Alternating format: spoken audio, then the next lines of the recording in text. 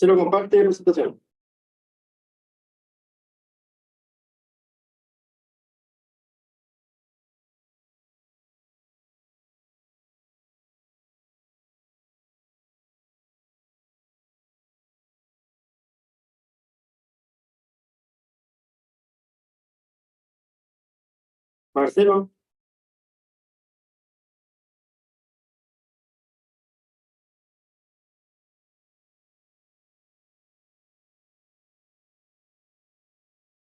Marcelo, Marcelo. Sí, lo activé, no se activé rápido.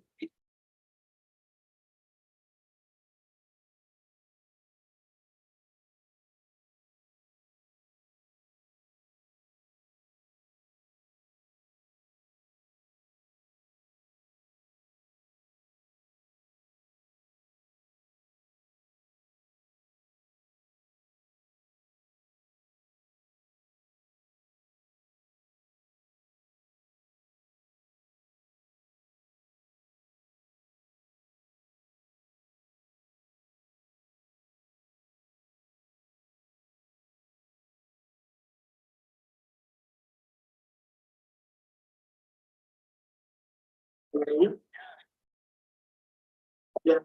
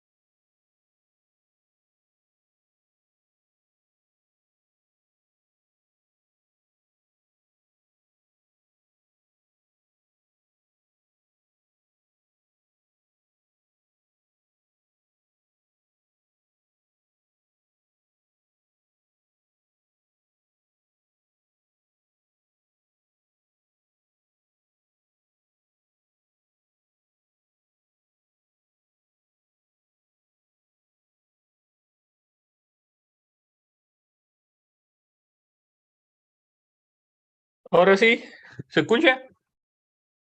Sí, presenta. Buenos Recuerda que días. en este momento estaba apareciendo en YouTube, así que tenemos que hablar solo referente. Bien.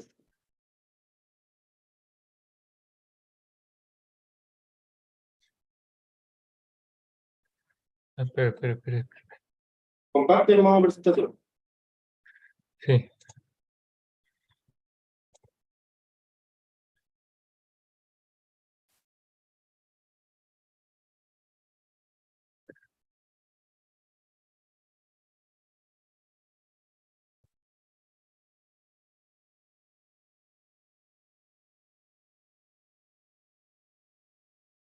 Ya se está visualizando ahora modo presentación.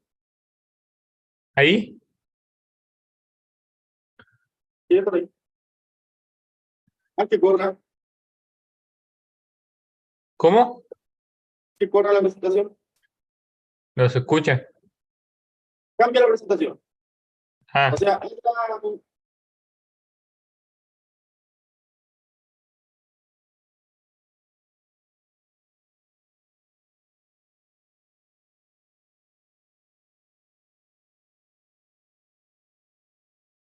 ya, deja la estática nomás en cualquiera. ¿cómo? Deja la estática en cualquiera.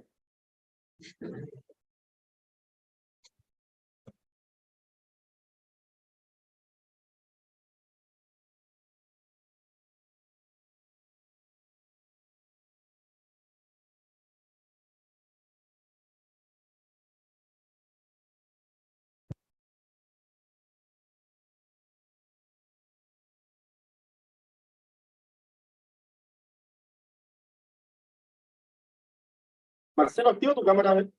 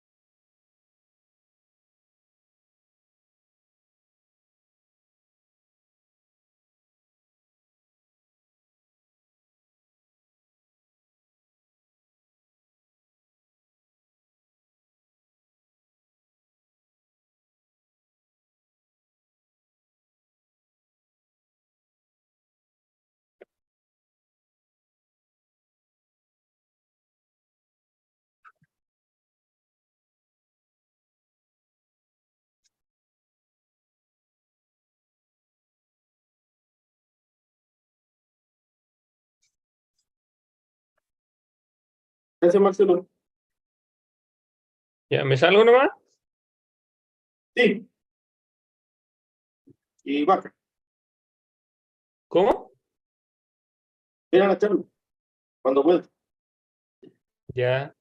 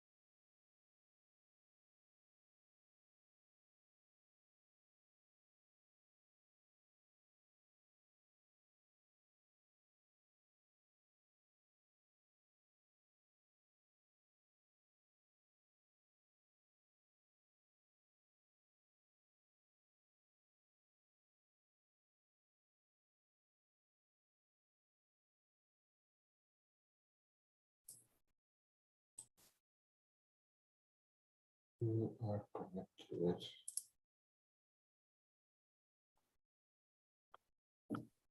Can anybody hear me?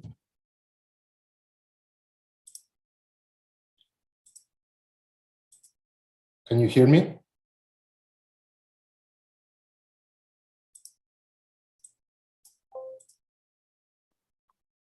Hi, Patricio. I can hear you.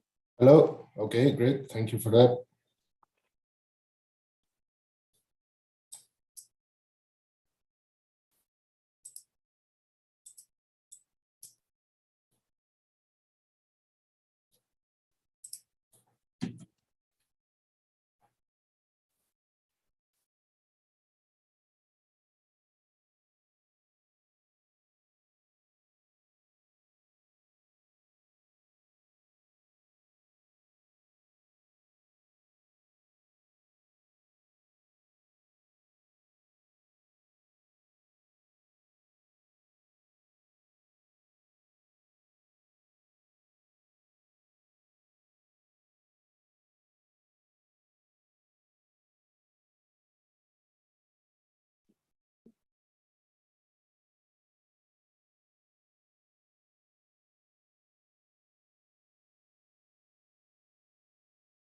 Aquí, ¿no?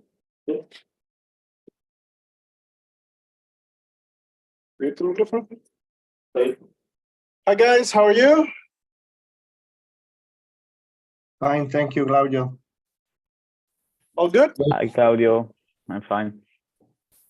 We are about to start in a few minutes. We are still waiting for Stefano, I think. Stefano is not connected yet. Yeah, and Alvaro. And Albert also, yeah. So we're gonna start in a few minutes, okay? So Okay. please stand by. One See you. question, Claudio, can you hear me well? It's not like echo or something? A little bit of echo, but it's fine. It's fine. If you have a mic, it could be better, but if not, it's still okay. Okay, thanks. Okay, we're gonna start in a few minutes, guys. Okay, see you.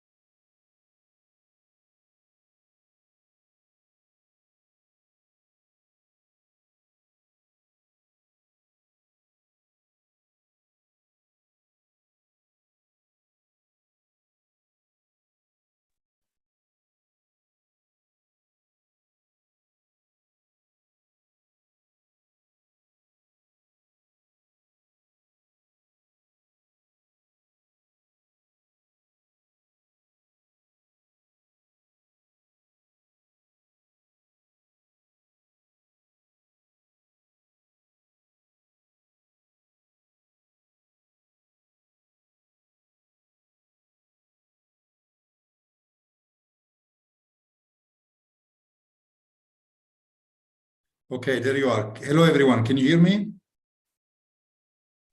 Yes. Okay. Yes. Hello, Stefano. Hello, Stefano. Hello, Álvaro.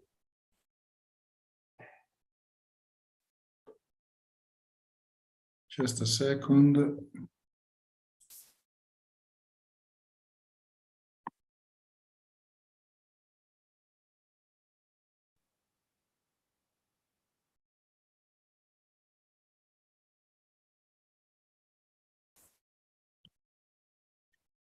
Yes.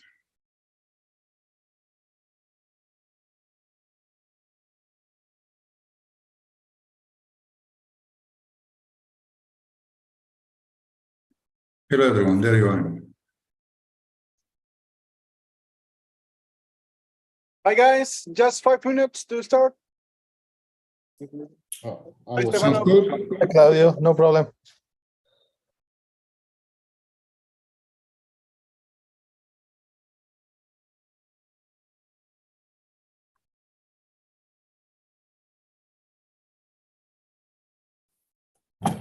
So we are live in YouTube.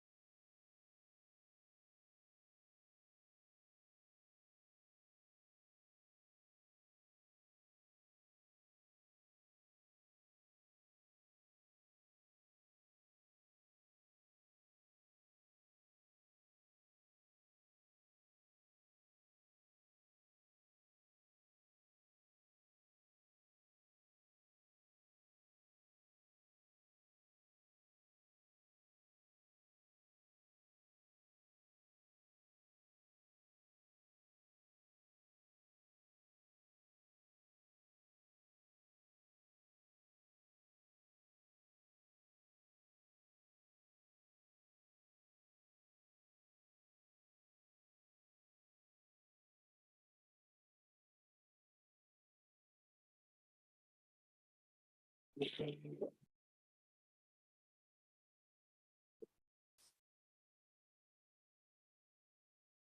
good day, everyone. Can you hear me there in Europe, New Zealand, and everywhere? Yes, clear and loud, Claudio. Hello, everyone. Okay, excellent. Claudio. Well, welcome to everyone to this international seminar. We're about to start this presentation. Today is with us a special guest attending this presentation. We have some students for our master program, a PhD program as well. We have some people coming from our nearby universities, from the University of Concepcion, and in a few minutes is arriving also another group from the University of the Bio Bio. And for me as a dean of the Faculty of Engineering of the Catholic University of Concepcion, it's a great pleasure to host this seminar that we prepare in collaboration with colleagues from the Czech Republic University in Prague, Dr. Patricio Quintana, who also was a very dear colleague that we worked together in Valparaiso and also in New Zealand for a while. And also in collaboration with our friends from the Pontificia Universidad Católica de Valparaíso, Dr. Álvaro López, who also is the institution responsible of this international collaboration project. And our special guest from the Sapienza University in Rome. Today is with us Dr. Stefano Pampani and a couple of, and three of his master students also working with him in several research and studies. As I mentioned before, for me it's a great pleasure to introduce these people, these researchers in the afternoon, in the evening. So sorry, we're going to have also two other presentations. One in charge of Dr. Álvaro López and also Dr. Farhad Dashti. And at the end of this session, we're going to have a conversation with our colleagues from UBB and UDEC about how to find new ways to collaborate and to do research in seismic engineering research here in the region of Bio Bio. That's all I have to say today. At this moment, just welcome to all of you. I want to say a few words in Spanish as well to our guests that we have here in the room. Bueno, muchas gracias a todos ustedes por asistir. Para mí es un gran placer tenerlos y recibirlos como decano de la Facultad de Ingeniería en este espacio que tenemos para justamente poder hacer investigación y difundir la investigación que hacemos aquí en esta universidad, y no solamente en nuestra universidad, sino que también en otras que colaboran con nosotros. Hoy día nos acompaña el doctor Patricio Quintana de la Universidad de la República Checa en Praga, el doctor Stefano Pampani de la Universidad de Roma, el doctor Álvaro López de la Universidad Católica de Valparaíso. Y durante la tarde, más tarde, nos acompañará también un destacado ingeniero que trabaja en Nueva Zelanda, Farhad Dashti, que también presentará uno de estos temas. Y al final del día vamos a tener una conversación sobre posibilidades de investigación conjunta que vamos a hacer. That's what I have to say at the moment. I will let now Dr. Quintana Gallo to introduce our first session.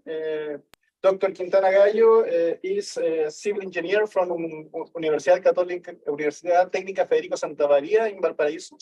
There we met when we were young at this time, and we shared the classroom many times. And after that, he did his master at the Universidad Santa María, and after that, his PhD at the Universidad at Canterbury University in New Zealand, at the same time that I was doing my PhD in Auckland University. So this first session will be chaired by Dr. Quintana Gallo. So Patricio, it's your turn. Yeah, thank you very much, Claudio, for the introduction. So, yeah, well, I guess Claudio already said, introduce me so I can start with the session. Is there more people coming, Claudio, or? A few people is also on the way coming, so it will get into the room in a few minutes. Okay. Okay, so we can start then. Yeah. Go ahead. Can I just share the screen? Right. So, hello everyone. Good afternoon, good evening here. So here's, can you see my screen first of all? Yes, great. Yes, perfect. Okay, so this is the title of our seminar, and I will now introduce to our next speaker, which is who is our keynote speaker tonight. Well, tonight here, in the afternoon there, whatever. And but before that, I would like to say something since we have time. So just a reflection about authority and power, keep it in mind because it will come up later again. So the difference between the respect and obedience gives you voice to the authority on one hand and to the power on the other one. So in the ancient Rome, potestas was the political power able to impose decisions by means of coaction and force, whereas auctoritas was the moral power based on the recognition and prestige of a person. So our keynote speaker today, Professor Stefano Pampanin, received his laurea with maximum distinction in civil engineering at the University of Pavia, 1977. He got his master in structural engineering at the University of California, San Diego, and his PhD in the Technical University of Milan in 2000. He was a Fulbright visiting scholar at the University of California, and he had the honor to work with the late Professor Nigel Priestley in the very famous project PRESS project, which is related to low damage solutions, rocking structures. So he was a professor of structural design and earthquake engineering at the Department of Civil and Natural Resources Engineering at the University of Canterbury in Christchurch, New Zealand, where I studied. And he was also elected as a president of the New Zealand Society for Earthquake Engineering in New Zealand, and he was also nominated as a fellow in 2017. Currently, Professor Papanis is a full professor of structural engineering at the Department of Structural and Geotechnical Engineering of Sapienza University of Rome in Italy. That's why we have the flag here. Of course, he's from Italy, so he's back home now. And he has devoted 25 years of his life to conduct research and develop different solutions for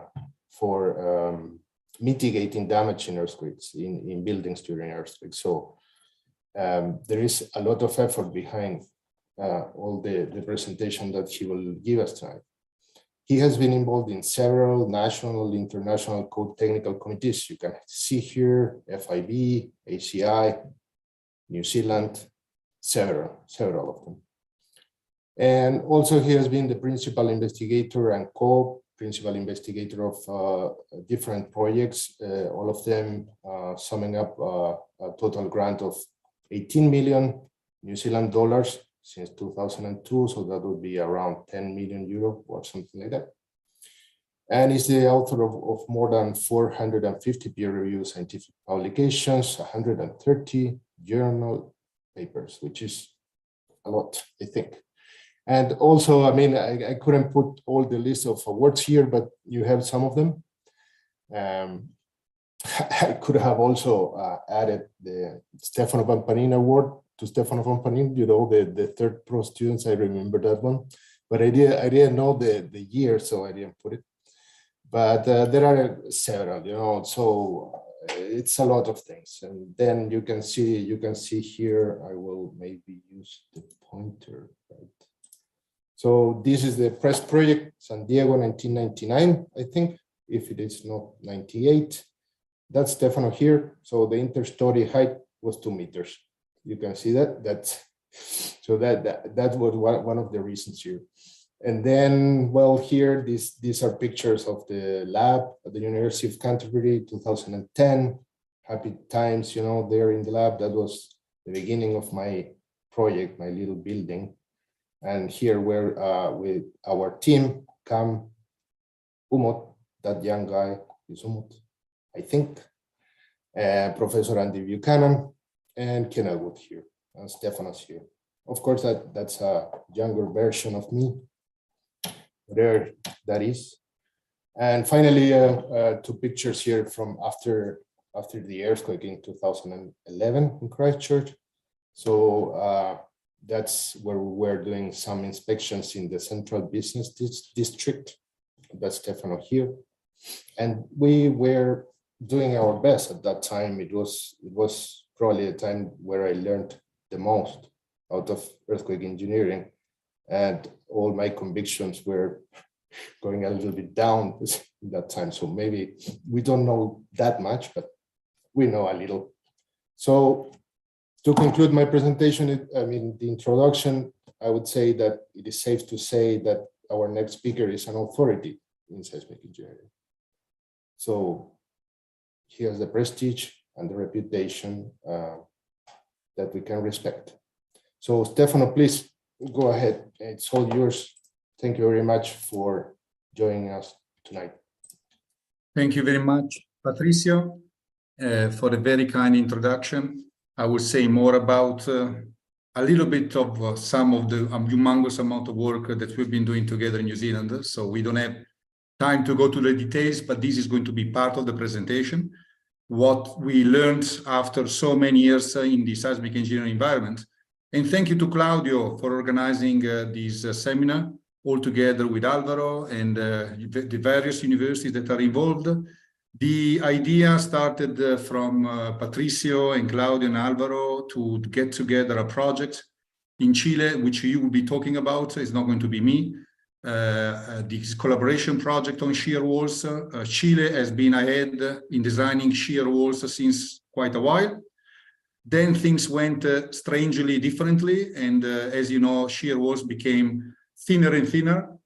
I'm starting the slide now because I want to right away go into the discussion. So you should be able to see, give me a second. Again, there you are. You should be able to see my PowerPoint presentation. Yeah. Okay, hold on a second. I'm going to put on a, there you are. You should be able to see a full slide. So we have a lot to cover. The topic of the seminar is about shear walls, but what I would like to take the opportunity is to really connect through the various angles of the walls, the various corners of the walls of the world. We are all living in seismic prone countries. Call it Italy, call it California, call it New Zealand, call it Chile. And we are facing the same problem, and through international collaboration, that's the only way that we can get together the knowledge and moving forward to reduce the seismic risk, not to eliminate the seismic risk, but to reduce the seismic risk. So going back to the first page, here is a bit of a narrative, if you wish, an introduction and an outline of the presentation. I will not be able to cover everything, but I would like to give you a hint. It's like having a pills of knowledge advancements in the last few decades. On the left-hand side, you can see an existing buildings. It's in Turkey, Izmit Kocaeli 1999, but it can be an Italian building, can be a New Zealand building, can be a Chilean building, can be anywhere absolutely around the world of those reinforced concrete pre-1970 buildings. In the 70s, as you know, it's quite an important milestone in earthquake engineering, because in a small place on the other side of the world, which is called New Zealand, specifically at University of Canterbury, but it's all New Zealand itself, between the industry and the academia, with the Park and Poly at the time, and then Park and Poly in Priestley, developed the capacity design principles, or the hierarchy of strength. So the principle for which today we are designing buildings to have a weak link of the chain in a specific location, which is the plastic hinge, if we are talking the technical jargon, and is meant to be the ductile element, saving the building from collapsing. saving the building from collapsing, which means saving the people, first of all, as a life safety being the most prominent target of our design. But things have gone much more importantly into the direction of looking at over and beyond life safety. So we're discussing today about, and we've been discussing since a while about losses, direct losses, social economical consequences of an earthquake, which is not only, unfortunately, the number of deaths, but it's actually much more than the death. We can reduce the death to, let's say, almost zero, ideally. Let's suppose that we could do no death type of design, where so far we're able to guarantee a very minimum amount of probability of collapsing a building. The problem is that the economics of repairing a building, so the understanding of what happens after an earthquake in terms of residual capacity, is something that we don't know enough. So through the seminar today, we're going to have different presentations from young engineers, as I like to call them, collaborators. They are as young as the Patricio of the time was when I met him in Chile in 2007.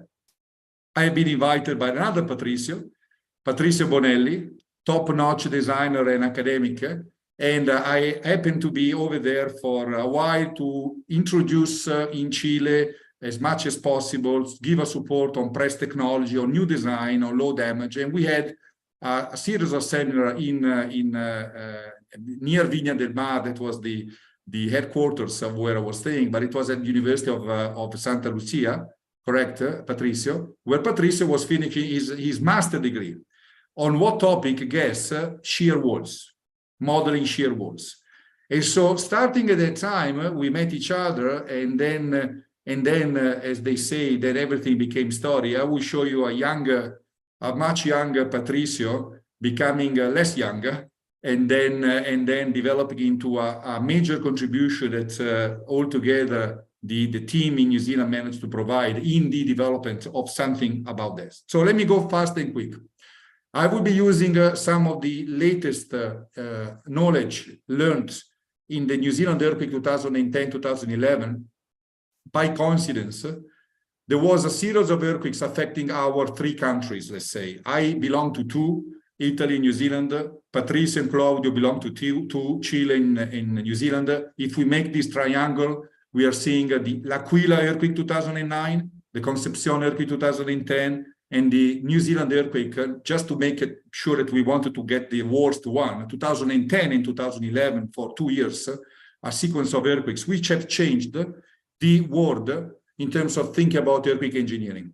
I'm very sure that you are here, so you know about earthquake engineering in New Zealand, but some people don't know about earthquake engineering in New Zealand, so they think about the America's Cup. When they think about New Zealand, they think about the Lord of the Rings trilogy, they think about the Maoris, they think about Oceania if you're younger, if you have young kids of younger siblings, and obviously they think about the All Blacks. But in the whole koru, which is this beautiful flower giving a perception of regeneration and life which is continuing on, then what actually happens in New Zealand is the basics of the science of volcanoes, earthquakes. We are in the ring of fire, and between the ring of fire, along the ring of fire, New Zealand is actually with let's go back in case you from Chile, you don't remember you belong to ring of fire, just in case you don't know or you don't remember that. You go all the way up, you get to the Central America, Mexico, you come to California. Everyone is thinking about the Santa Andreas Fault, but earthquake engineering is much more than the Santa Andreas Fault. And you keep on going, you go on the right-hand side, and you see all Japan completely submerged by earthquakes, all New Guinea completely submerged by earthquakes, Australia being escaped partially, but also partly, and then you get into New Zealand, very big deep. So going to the point, major earthquake, I don't have the time to go through, but I will give you all the slides. So there will be plenty of information that you can get started to go and looking at the references. But remember one thing, the P ground acceleration, the code-based design level was 0.22 G. So 22% of gravity horizontally placed at a P ground acceleration level. That was written in the code. And the expectation was to have a major earthquake of a magnitude which was is not as much as the 8.8 Concepcion earthquake, but similar to that, an 8.0, 8.2, 8.3 magnitude earthquake at 100 kilometers of distance from the city of Christchurch, which is basically the second city in New Zealand. That earthquake did not occur. It can occur anytime. But what happened is that we again discovered the famous unknown faults. So in the audience, I understand there are plenty of people from the young, let's say, academic or less young academic, but also students working for a degree, studying for a degree, and I'm expecting to have their engineers. By the way, in 2007, we have seminars both in the Valparaiso area, so let's say that was University of Santa Lucia, but also in Santiago with the Structural Engineering Society. And we were discussing, and that was quite a number of years ago, so just make up your calculation, 2007 to 2023, it's 25 years basically. We were having, 15 years, the 25 goes to 28, it's 15 years. We were discussing 15 years ago about the issues which were to come, which were unknown faults. We are designing for earthquakes. Patricio got excited and interested in chaotic, and then you can tell more about when you're having your presentation, about the uncertainty associated with the earthquake itself. So we will never know what's going to happen, but we do know how vulnerable our buildings can be and how we should be doing things in a better way. Just going to the point, unknown faults strikes as magnitude 7. There is an earthquake on the 4th of September 2010. So we are talking about a few months later, your Concepcion earthquake in February 2010. In September, we had a major earthquake, 7 point something, nearby the city. That earthquake struck violently, but we did not have one single death. It was a matter of luck, in a way. I bet the slide that I'm using, this is the wrong one. I typically have a title, which I used in 2010, and the title was Success Story. Was that a story of success, or was that a wake-up call? And it was both. It was on one hand the story of success of a well-designed country, of a well-aware seismic engineering community. On the other hand, it was a wake-up call because the earthquake was in the morning. 4:30 in the morning means in New Zealand good news, because you're sleeping in well-designed, one-story to two-story timber houses, structurally engineered design timber houses. So a good thing. Violent earthquakes, big offsetting, big movement of the ground. Buildings are collapsing, but there are no people inside. There is flooding happening. There are huge amount of issues happening from the point of view of the soil nonlinearity. There is a fire station over here in Kaiapoi, whereby there is, let me see, it's not there yet, it's coming, where there is no possibility to go outside the fire station. The fire station is fine, the trucks are okay, but outside you can see the car parking, and you can see here both a younger Patrice and a younger myself checking what can be done, because clearly the community resilience has been impacted. Another younger than now, Patrice and Stefano, I pulled out these slides out of many, but unfortunately, it was an extremely intense period. We were using rosters, shifts with not even a single day of rest for a while, until they told me that you must give a 1 day out of 7 of a rest to your team. And the team was made of 4 pillars, like Patricio, like Cam, like Umut, and so forth. And they were pushing like hell. So things happened very violently to the infrastructure, a gas station being pushed up. So unbelievable things that you can imagine. And as yet, there were no victims in that earthquake, for a number of coincidences and a number of good news. 6 months later, there is another strong, violent aftershock. We are here, 22nd of February, it's not 27th of February 2010, Concepcion, but it's actually basically 1 year later. 1 year later after the Concepcion earthquake, on the other side of the world, we get an earthquake which is taking down the whole city. So the whole city center is being destroyed. The earthquake intensity recorded, not the codified written clause, is actually much stronger horizontally and vertically in September, and is humongously strongly in February than what it was expected by code. Looking at the spectra, just to go into the seismic basic of seismic engineering, we thought and we believed one of the famous myths of earthquake engineering in a way, taking some of the very interesting lectures provided by Nigel Priestley in the past. We thought that's a red, mathematically beautiful curve, which is actually quite intriguing, quite appealing, because as a fascinating mathematical formula when it decays, is not going to represent the single earthquake in the future. It's going to represent an average of many earthquakes which are going to break up according to a probabilistic seismic hazard analysis if we were to stay for 100,000 years, so 100,000 years at least, on the same site, waiting for all the earthquakes to occur. So basically, this is the reality show, and the red is our expectations and what we are thinking is going to happen. But we are not thinking acceleration anymore. And already in 2007, when we were in Chile, we were discussing about displacement-based design, and just across that time, there was a series of seminars provided by Nigel Priestley himself, the inventor of displacement-based design, together with Michele Calvi from Pavia, which was a co-inventor, in a way, co-developer of the displacement-based design. And we are now thinking such a way. So thinking about how much has moved, how many things have occurred since let me go back, the 2007, so at least since my 15 years of visits back in Chile, things have changed radically, because now we are using quite regularly displacement spectrum from a displacement-based design point of view. Professor Leito, Professor Tompoli, the weakest link of the chain and the capacity design and the everything about earthquake engineering together with Tompoli concepts, was mentioning all the time, the earthquake does not read the seismic codes. So I would like if you could take a couple of points back out of this presentation of myself as an introduction to the day. So wants to be an overview of pills. Let's remember this, by definition, we don't know what is going to happen. What we are writing to the code is our way to understand how we can follow a protocol, which is far from being the reality.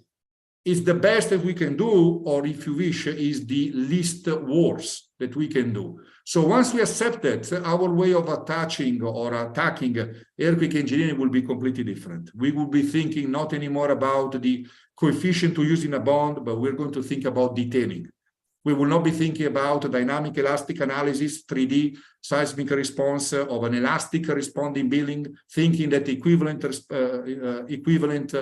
equal displacement rule is actually a 11th table of Moses or God laws. Is nothing to do with the reality. We're going to think about detailing. And I keep on going, and the answer will be detailing, which is what Tompoli was mentioning. Tompoli was teaching that detailing is what is saving the structure. It's not the analysis, it's not your calculation, which is a verification, but it's actually how you put together everything. So detailing is what it was missing in the 1960 buildings in New Zealand, which collapsed in such a way. PGC, Pine Gold Corporation. Weak column, strong beam, nothing to do with capacity design, but there was a wall. And here we are going into the discussion about today's. There is a wall. The wall was meant to help, but the wall was meant to help a weak column, strong beam mechanism, which means a soft story by nature mechanism, but that wall did not know that he had to work in such a way, because we did not know enough about thin walls. This is a single layer reinforcement, three-dimensional behavior, bidirectional or biaxial behavior, completely different from what we were able to do a few years ago. A much more recent buildings collapsed. These two buildings alone killed 135 people. Two buildings of 5-story, so nothing major. We are not talking about 20 towers, 20-story towers. Two buildings of 1960, quite well designed according to the time, and one of 1980s collapsed. And again, there is a big wall over here, but the wall did not work. So you can use, I'm saying something which is supposed to be very obvious, but you can use the strongest possible wall to retrofit the weakest possible system. But if the diaphragm, which are our abdominals, are not able to drive the load path, the forces, the stresses into the wall will not be working. So this wall stayed up, the diaphragm split, and we are very much behind in terms of understanding of what is the way of designing diaphragms from a proper seismic point of view. So let's go and see what is the good news, which is becoming excellent from one side and not good enough from one other side. 22-story building, reinforced concrete, emulative approach, precast emulative approach. Plastic hinges are meant to be occurring over here. Plastic hinges did occur. This is our team entering the building, and this is the best ever recorded plastic hinge in an earthquake. Why the best ever recorded? Because typically we don't have the luxury to see a building standing and to have a very well-designed, detailed building standing a very strong earthquake. Typically, we see not well-detailed buildings collapsing. So the combination of New Zealand heritage design philosophy and a good earthquake provided the best ever evidence of a 22-story building completely developing plastic hinges all the way up and not being repairable. So you take a car and everyone will understand this. And that's exactly where we are missing the point. No people knows about a building being damaged to the point it cannot be repaired. Everyone will understand that a car on a crash test or in an accident will have to will have to be damaged, will have a plastic behavior in a certain portion of the car, and the whole scope is to protect life. So let's say in a different way. Life safety is the same thing. Repairability was never a concept. Beyond repairability, we are supposed to have that. If you get a car damaged and you go out alive, you are happy. If you get a building damage and you get these plastic hinges basically saving your life, you are supposed to be extremely happy, because this is what we are able to reproduce in a finite element modeling about plastic hinges in frames, and you're going to see with the Verdiana plastic hinges in walls.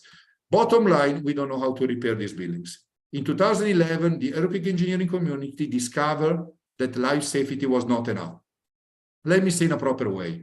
In 2011, the non-technical community got convinced that what earthquake engineering community have said for quite a few years, since at least 10 years prior, if not 15, being that we need to find a way to control the damage, we need to find a way to repair a building, then the community got into the reality show whereby it was clear that the building did what they meant to be, but people were not happy to get out of the building alive anymore, because this building was supposed to be a good design building, and a full city was taken down by controlled demolition. So just imagine hundreds of cranes, which instead of taking up a city, were taking down a city.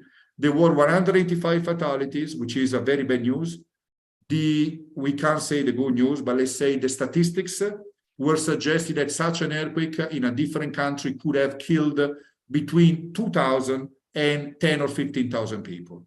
Had not been earthquake designed, the construction stock had not been an earthquake design as it was in New Zealand. But the most important add-on was the 25% of the gross domestic product. 40 billion New Zealand dollars is humongous. Is for 25% of the gross domestic product being affected, which means that who's going to pay? So we definitely, after the New Zealand earthquake, we had to start thinking, the whole community started thinking about how to build safer, and be careful here, we're not using safe, we are using safer, because the absolute terminology of safe entered into the mind of people that cannot be used. And resiliency is a new concept of being able to bounce back. I don't have the time to go through what the concept of resilience is, but for the new generation of the engineers over there in the room, please be aware that you are entering into a new paradigm shift. The new paradigm shift is that people will not be asking you about the capacity of the building. We'll be asking about the time and the money to recover. We'll be asking about how long it will take to get out of the big hole, and how much the city will take. This area is the opposite of resilience. How much the community can take to get back to life. Remember that time to get back means social impact. Social impact means economic impact. Economic impact, again, means social problems. So I like to call these not social economical issues, but social economical social issues. Because at the end of the day, if you don't have if you don't have a job, if you don't have a house, if you have to move around, and the whole country is affected economically, you're in trouble. Now, Patricio, I guess I have only a few minutes. Do you have I didn't take the, how fast I should go? You have 25 minutes left. But how much, how many more? 25 left. Oh, really? Wow. Yeah. You're very generous. Thank you very much. No, I gave you 45 minutes. Yes, I forgot. I thought that it was 30. That's why. I thought it was 30. Yeah. So thank you very much. So I still want to go fast because we have a lot to cover. This is a mosaic, a puzzle of snapshots of picture of real buildings in New Zealand, where we're using to explain what is the anti-seismic design that today we are able to deliver. The anti-seismic, what we don't want to call anti-seismic, we call it seismic resisting, will have a skeleton being very heavily damaged, is part of the deal. There will be a flooring system, the floor, the diaphragm is going to suffer because the plastic hinge is going to push, so the flooring system will not be rigid. For the very young, for the very, very young, excuse me if I keep on talking to the very young only. The floor is not rigid, and the floor is not rigid because you're actually checking, you're actually ticking the rigid floor assumptions in your computer model. So the computer model is doing what you're giving to him. If we are, it's an old say, rubbish in, rubbish out, is an old say mentioning that the computer is just a mathematical way of crunching numbers. But if the information that are going in are not well done, it's rubbish, is not well done, then the information out is not well done. So anytime that you're running a dynamic elastic analysis, just be aware that you will not able to capture the beam elongation which comes from this plastic hinging. So the beam is becoming longer, and that was something that Professor Tom Pole, with his first PhD, Professor late, is still alive, but later he became Professor Richard Fennick, who then became one of the technical judge out of the three judges of the Royal Commission of Inquiry after the Canterbury earthquake sequence in 2010-11. To cut it short, they were discussing in 1970 about beam growth, and people were laughing. The concrete cannot grow, it's impossible, what are you talking about? And as typical of skepticism, after laughing, then becomes a concern, and that becomes something that we have to discuss about, which is the three-dimensional behavior of a building, developing a plastic hinge, forming, pushing the diaphragm, the same plastic hinge develops into walls. And that was something that Patricio already was trying to take into account in his master degree, but using a lump plasticity modeling approach, you have to use some tricks. If you're using a moment rotational springs, you will not see the elongation. You need to use sort of an axial load springs to allow the lifting up to occur. So there will be more that between Patricio, Alvaro, Verdiana, especially, and it will be discussed about this issue of plastic hinging and behavior of walls. But keep going. No structural elements obviously are going to be damaged at a very early stage for a very weaker type of earthquake. You don't need a 500 years return period earthquake to destroy the non-structural clay bricks or the partitions made of gyps. And then obviously you go to everything else, which is the vest, is the dress. So precast facades, very heavy precast facades, can collapse and kill. The picture that I'm showing intentionally is not showing anyone being killed. The car was completely destroyed. Had there been someone in the car, you could imagine the likelihood of being killed would have been very high. But the point is that until the earthquake in Canterbury, people were not really seriously considering that no structural element can pose a life threat. Let me say in a different way. Life safety is not anymore simply associated to the skeleton damage, but can be also very dramatically associated to partitions, heavy facades in the form of concrete or in the form of bricks, collapsing into the nearby passerby or walking people in the surrounding of the building. So there is a huge deal. This is what every code is actually providing everywhere around the world, but we need to make one step above. So This matrix, every one of you should be knowing about this. 1995 is the period where a lot of things changed in 1990s. Was already mentioning that if you want to design for a residential building, importance level 2, you're going to have a small earthquake give you small damage, operational. A bigger earthquake give you a little bit more damage. The name has changed into damage control.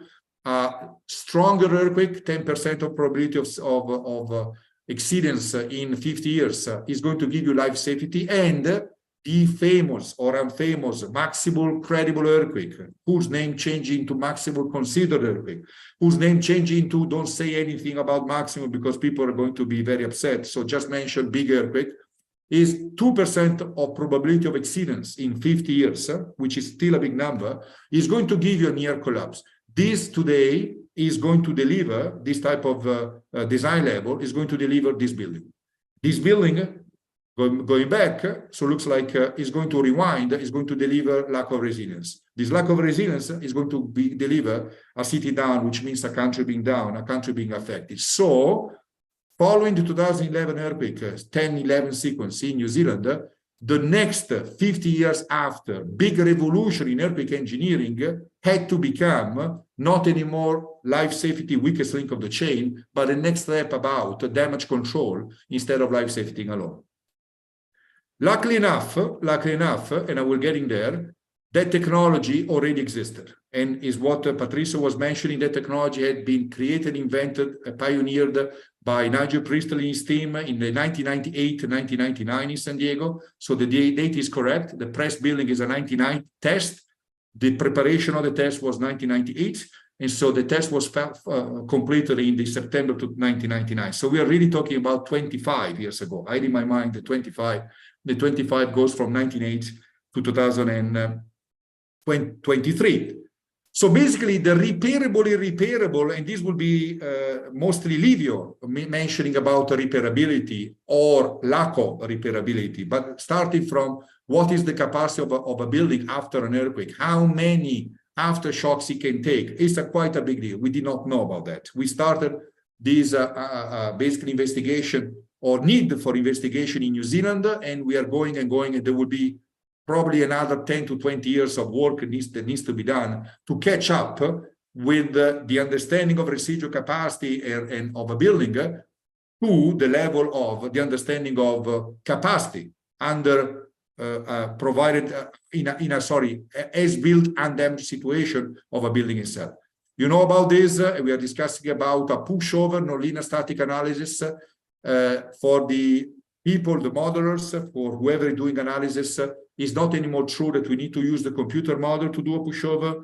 There is another way to go through, and I will tell you something about that. Now, very clearly, the code is not meant to be the target.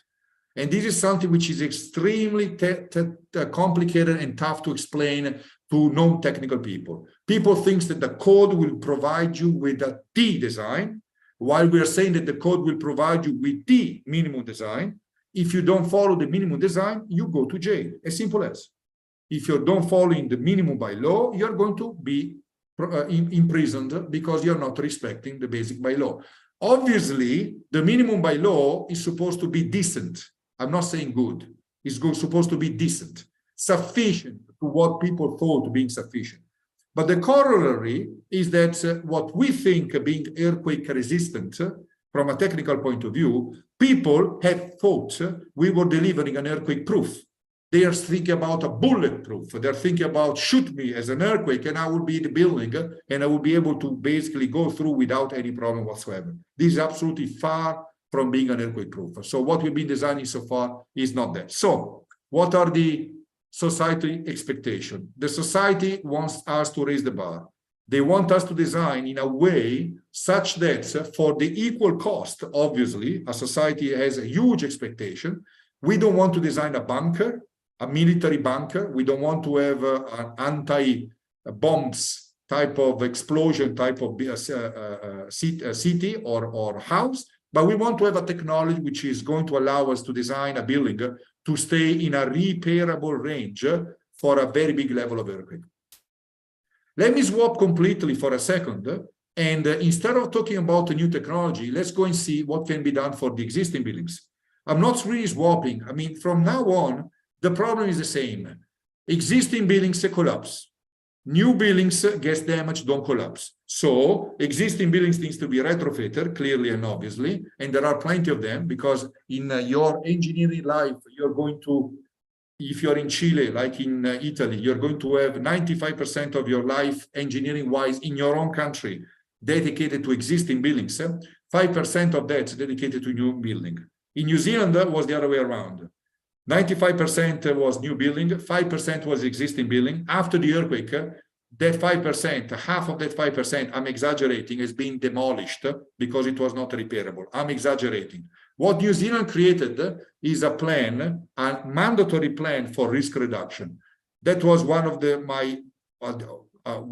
my greatest honor, to have been part of such a monster type of huge type of involvement of the government with the engineering community. I had the opportunity to be in that time elected as a president, so of the New Zealand Society of Engineering, which by the way is lasting 1 year renewable. So you're wondering only why 2 years?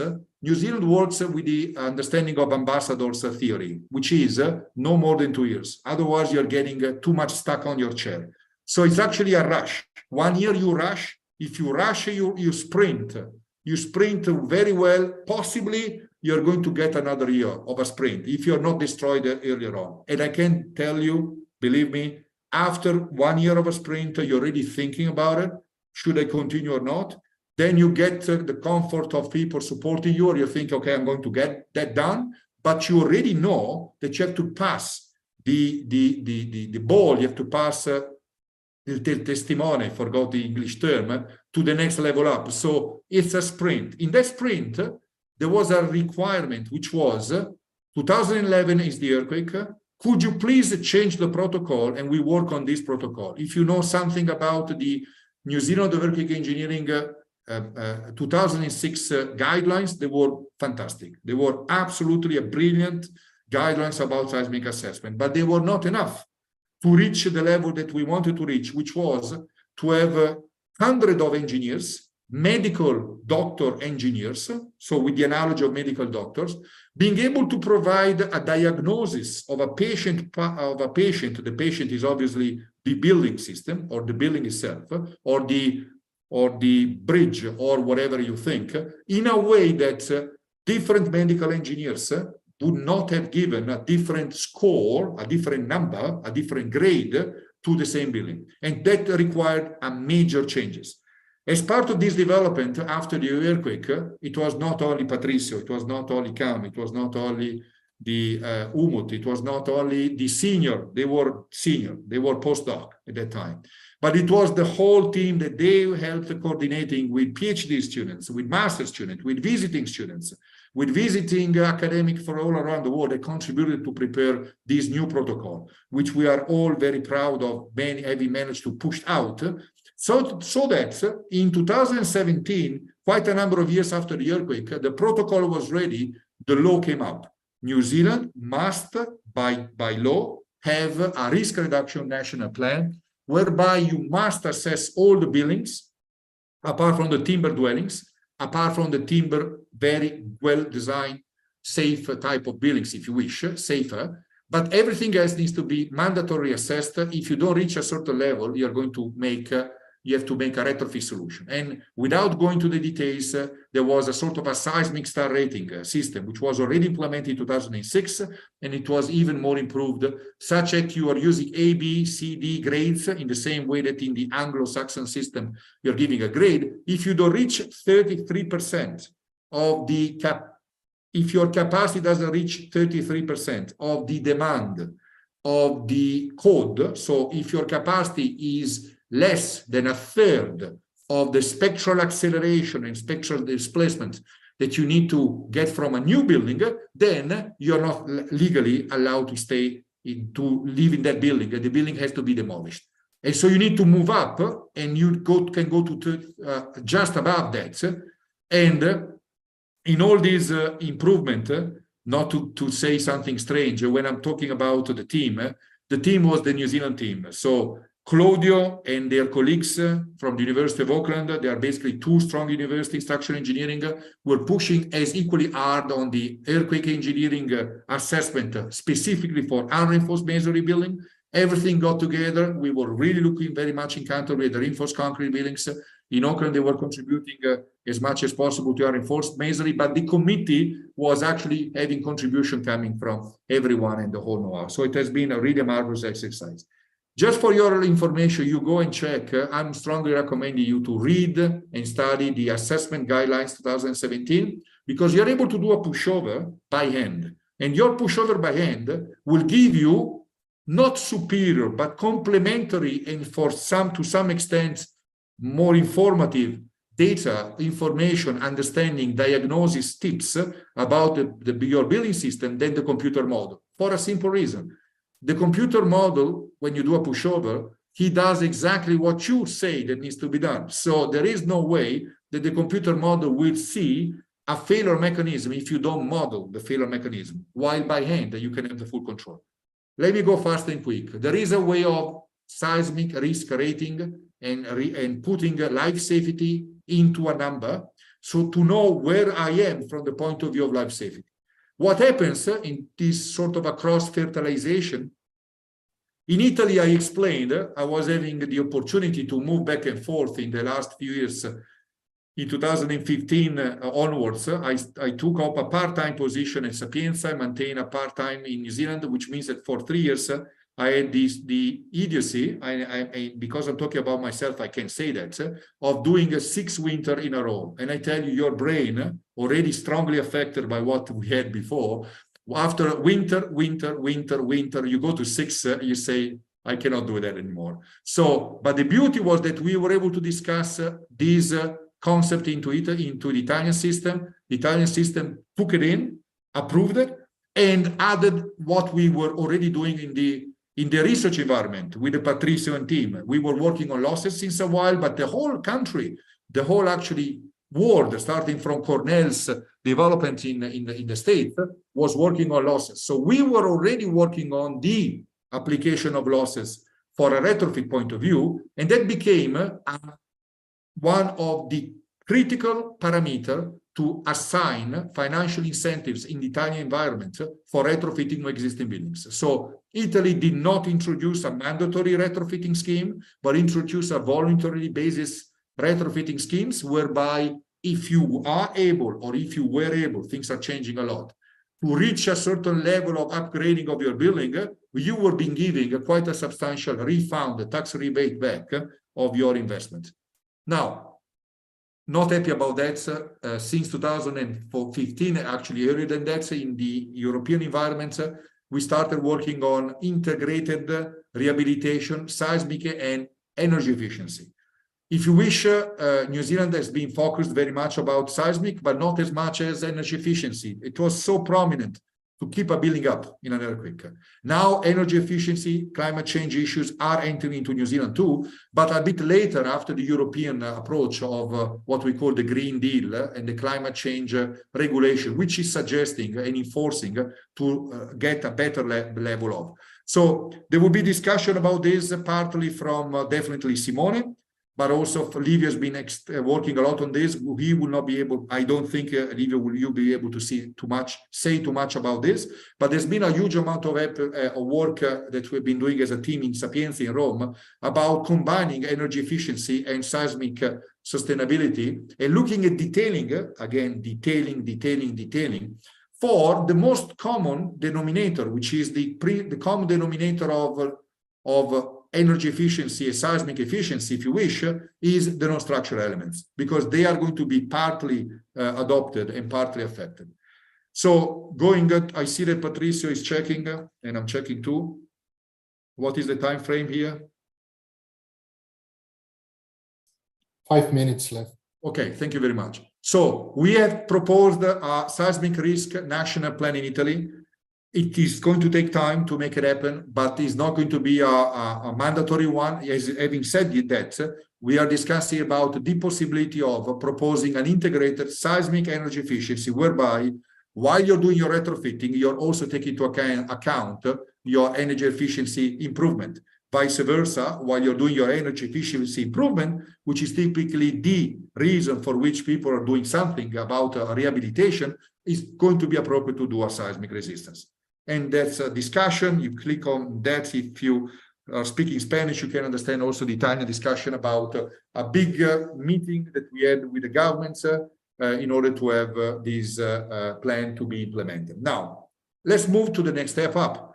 And we are not talking about walls only in the old way, we're talking about also walls in a new way. What is the way or the technology to actually reach low damage, to reach damage control? If you look at the ancestors, if you look at the Greek temples, if you look at the Greek rocking temples, doing that, this is a picture of my master degree thesis in Pavia with Professor Macchi. We were looking at rocking system for the Leaning Tower of Pisa, and there was a lot of work on the rocking environment in the past. But the problem was that the computer model were not able to run so fast to be able to provide you with this very complicated type of non-linearity. It was requiring a contact surfaces, which nowadays are normal. At that time was very complicated.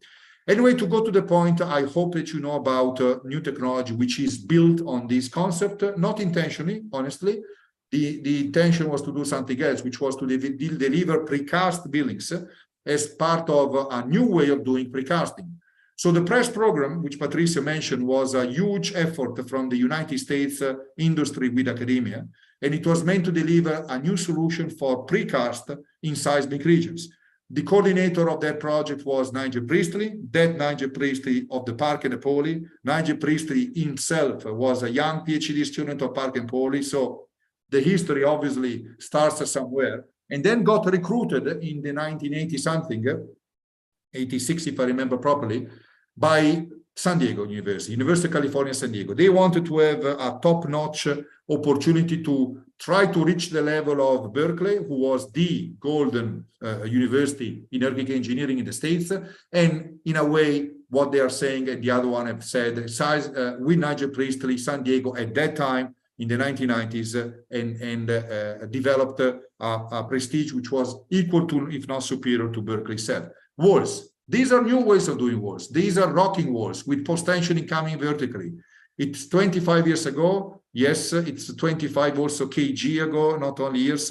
And I'm strongly recommending that not only if you want to know a little bit more about the press, we've been writing something in this book in honor of Nigel Priestley, but I would strongly recommend for that in order to keep a legacy and to understand what people have done, the best is to have to read something about the people who had the honor to work with him. And so this book has been prepared by basically former students, master students, PhD students who developed their own career in the earthquake engineering environment, and then decided, either students or collaborators, to prepare a book with different chapters. In one of these chapters, you're going to read something never possibly to be written in an academic environment about deep press building, which I led the article of with the beautiful team that we had with Susie Nakaki of the Turn, with John Stanton, Professor John Stanton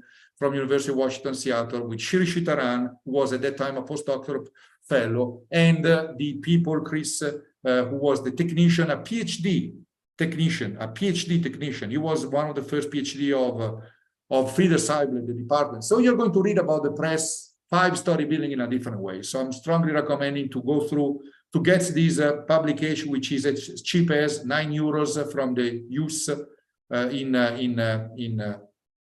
Pavia. Let me go through. I wanted to show you buildings. Instead of getting damage, now you get a rocking system. So instead of, the next step up was to develop not only a rocking system which had the internal rebars, but to make it fully repairable, to develop the rebars from inside to outside. So here we have the external fuses. So we call them seismic fuses. The real name is actually plug and play. I ask you the basic. We decided not to patent this solution, so it's free of charge. You can use it without paying anything, but you cannot change the name. If my name is Stefano, it would be inappropriate for you to call me Giovanni. It's a beautiful name, Giovanni. I like it, but my name is Stefano. So if we gave the name plug and play, please don't take it and change it into a name pretending not you, but that has happened, unfortunately, in different countries, changing the name and pretending that they have invented it. So it's not nice, because after having been given that free of the market. I want to tell you something else, which Patricio, is my fault, but is also my fault, was part of this concept. Patricio well remember that when we were doing inspection in the buildings in New Zealand, and we were taking our very serious life-threatening situation, there was actually a moment where the government said it's appropriate to pay you guys. And so they prepare contracts for more than $1,000, $1,500, depending on the seniority, per day. So just to give you an idea, 1,000, 1,500 euros per day to do what we have been doing voluntarily, no matter what. We all agreed that we would not be taking a single penny. Unfortunately, I have responsibility because I felt that I should have pushed my young collaborators, but that young were not anymore, like Patricio, to actually accept the contract, like everyone did. From Australia, they suddenly came to do it. But as Patricio and others saying, we totally agree, because what does it mean, voluntarily basis, and then you get paid? And I really remember that because we were discussing, and I was thinking, folks, you go ahead. I'm not young, but you are, and you need to, is absolutely appropriate and fine and appropriate. So why I'm saying that is that there's so much that today with this group from Chile, New Zealand, Italy, we are trying to share, which is a mission of earthquake engineering. It's not just the formulas. And so in that mission, there is Alejandro Amaris behind the testing of this. And then much later on, Francesco Sarti, who has been testing more development. But we are starting 2005 with this plug and play, which is a fuse type of bar, which can be plugged in and plugged out. And basically, if I manage to click on this, and basically, if you take this back and forth with a tube, is if you wish, the same concept of a buckling or restraint brace. Similar, I can't say the same. The idea from me came from that, because I had the idea from that and something else happening in San Diego with Christopoulos and Filatro in steel, but it's a different thing because it's not a plate, it's actually a simple rod with a fuse, and it's working very properly. Let me go fast and quick to what it looks like. You can feature that as you wish, outside, big column joint inside, wall to foundation connection. You can plug viscous dampers together with a plug and play of hysteretic. And at the end of the new era of earthquake engineering, you don't need to be an earthquake engineering to change the plug and play. You don't need to be an electrical engineer to change a light bulb. And that's what people will be laughing. As soon as you say that, they'll think, of course, I can go to the supermarket and change the light bulb. So Patricio might remember that in some jokes that some people made in New Zealand, I was not Stefano. Only Patricio and a few others could call me Stefano. I was Stefano with a PH, so Stefano. And so they were saying, where is the Stefano shop? Which means that the supermarket was meant to be a shop. In the supermarket where you could buy not only the light bulbs, but also our plug and play. Codes, if you're wondering if it can be done, yes. FIB 2004 is not a code, but it's a pre-code. New Zealand 2006 is a code. Design handbook, I give you a design example, is a by code design example. From theory to practice, 39-story building in San Francisco.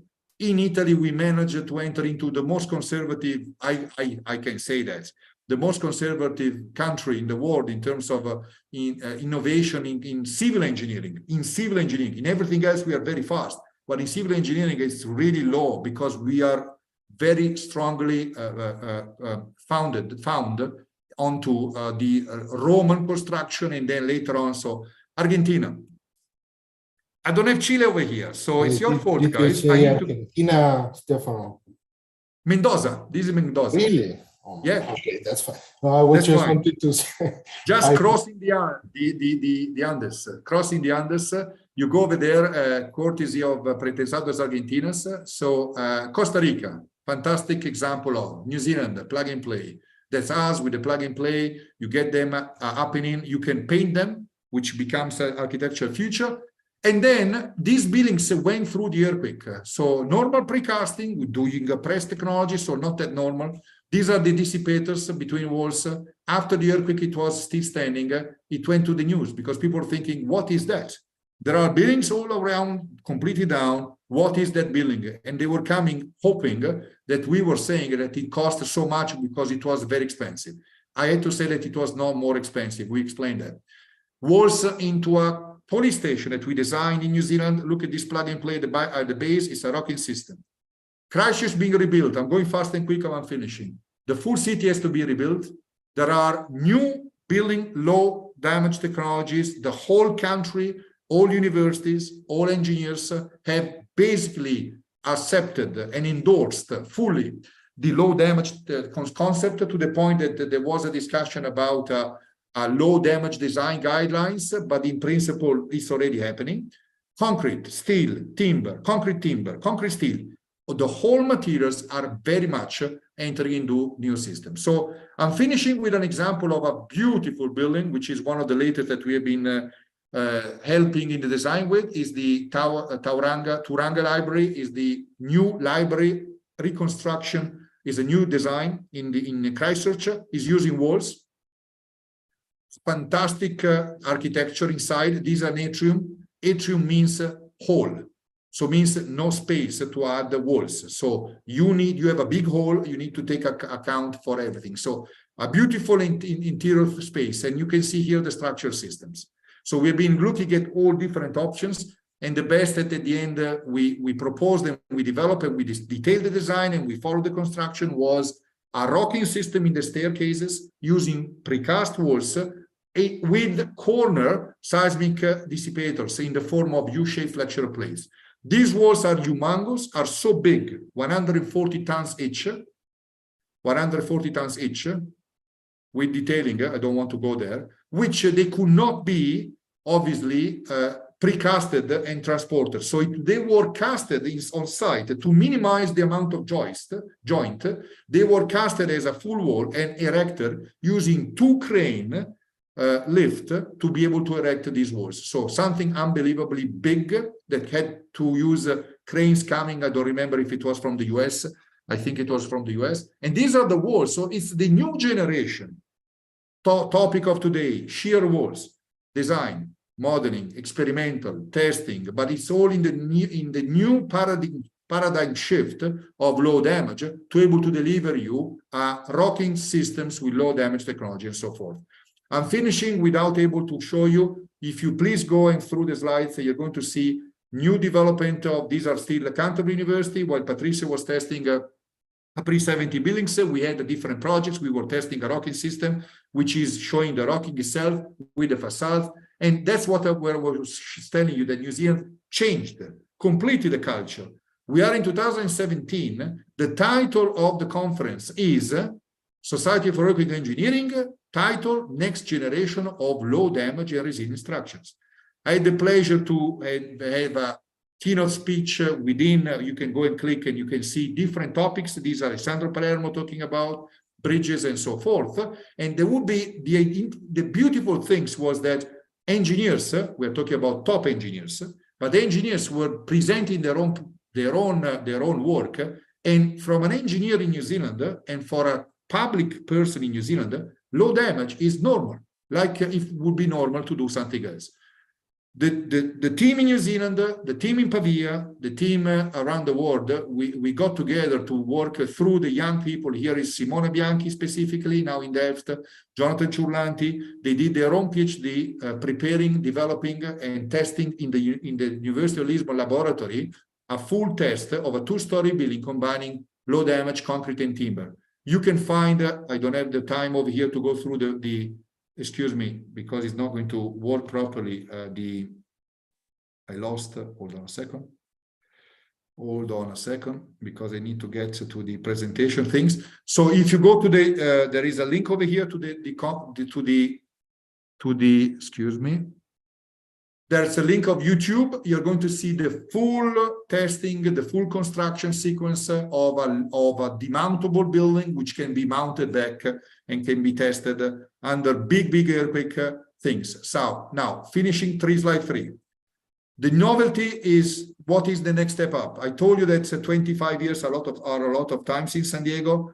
15 years since say Chile is still a lot of time, and even from 2015, from the Rome onto now, the energy efficiency are the new things that we're working. But also, we are working a lot on the concept of putting safety, sustainability, smartness, sensoring in the building. Think about a car, you want to have the full 9 yard. We had already done that in the buildings in New Zealand. The new buildings like Trimble is actually using a full set of sensoring, monitoring system, like you would be having for a car. So how much of the cost is the last slide? Thank you, Patricia. You remember this. Some of you, you don't. You're too young, you don't remember this phone. Then you do remember this is not a smartphone, this is a portable phone, which is a wireless type of phone. It's not really what you think. And then later on, smartphone. So if I was going to ask you, how much does it cost? The performance is very clear. Better, better. How much does it cost? Let's put some numbers. A lot, less, less. From the point of view, how many months salary you need. Computer, clear. 1984 first desktop, clear. Smart, basically a tablet. How much did it cost? Huge, humongous, less affordable. Now, why people do not know that earthquake engineering pre-70 was not able to prevent a building from collapsing. Post-70 was able to provide a plastic hinge. And post, let's say, press technology, 1990s, is actually able to preserve the building also investment, not only the life safety. And the answer is, how much does it cost? Is, first of all, I don't know. Now that you're telling me, I want to ask more, how much does it cost? And the cost is, let's say, no more than what else is available. This is going to be Simone telling you about use of retrofitting solutions for skeletons for existing buildings. We will not be talking about this, but it's part of the sustainability. We are doing life cycle analysis sustainability. And I want to finish off because there's no time. And the finishing has to go through people. There is a say in Maori language, which is saying it's all about people. I strongly believe that it's not a saying in Maori language, it's a saying in the Roman language, in the Roman Latin language, it's a saying in any language of us. It's all really about people, it's all about empathy, it's all about believing together that we can really put a lot of effort. This is the team of us with many people coming from Taiwan, from Japan, from everywhere around the world. They were coming to helping. Just to give you a feeling, in 2011, the earthquake in New Zealand, the big one, was 22nd of February. On the 11th of March of the same year, so we're talking about only 19 days later, there was the humongous earthquake in Japan, the one that affected the nuclear power plant. We had Japanese teams. Patricia will remember very well that some of these Japanese teams, they were called to go back and help back in their own country. Many of them had to go. They didn't want to go. They wanted to help there, but they didn't want to leave. So the team, the head of the team stayed in New Zealand. He said, I'm the head. I came here with my squad. My squad is going back to Japan because we need to be there, but I'm staying here to helping in New Zealand. It was absolutely a moving support that has been received. So the recommendation for everyone, for the younger and for the less younger, is remember that it's an international network now. We are able to, like today, to get together and to organize a sharing of pieces of know-how very quickly, like it was not possible decades ago. It was not possible 25 years ago. It was less possible in terms of 2015 years ago. So for you, it has to become the new normal. The new normality has to be sharing information, passing on, being happy to know what other people are doing, and obviously taking the responsibility of starting from that level up, not from anything less. So all the best wishes for your work. And I'm sending regards using a few of the languages that I've been learning. One is grazie per l'attenzione, which obviously is my native language. Thanks for your attention is my broken English. And kia ora from down under New Zealand is the Maori way of saying health to you. And these are beautiful pictures of New Zealand, where I've been for 16 years. And now I'm back to Italy, in Rome, and we are in the Caput Mundi, the center of capital of the world. That's what the Romans were saying. So thank you very much again, Patricio, for the patience of this sharing, but more importantly, for organizing everything together with Claudio. And it's honestly something very important, not from a technical point of view, but also to understand and to give a legacy of how fundamental is the collaboration. We have gone through life experiences which are huge and very intense. and that we wish that the worst enemy of anyone will never experience, to be very honest, because it's an experience that you don't want to have. But once we had gone through that, it's our responsibility to try to pass on and to share. So thank you again, and I'm very happy to have introduced this seminar from a technical point of view, and you are going to be very, very interested to listen to the colleagues and the Patricio, Alvaro, Claudio, and the younger engineers, which are not getting younger anymore. The Livio de Turn is getting older himself. The Simone is getting to that level. Verdian is still young enough, but it's a matter of 10, 15 years from now. I stop my presentation and I shut up. Thank you very much, Stefano, for that presentation. Very interesting, as always. Very interesting. Thank you very much for that. I'm not sure we have time for one question. My gosh, it took 1 hour and more, not 45 minutes or so. It's okay. Do we have any question? ¿Hay alguna pregunta? Do we have anyone? There in Concepción? No? Okay. No worries. Go ahead. Who? We're okay here. Okay. No question. Everything is super clear then. Okay, great. Thank you very much again, Stefano. That was a great presentation, and yeah, it was quite an experience of life, everything, no? But here we are. All right, so now it's my turn. Let me please open this. I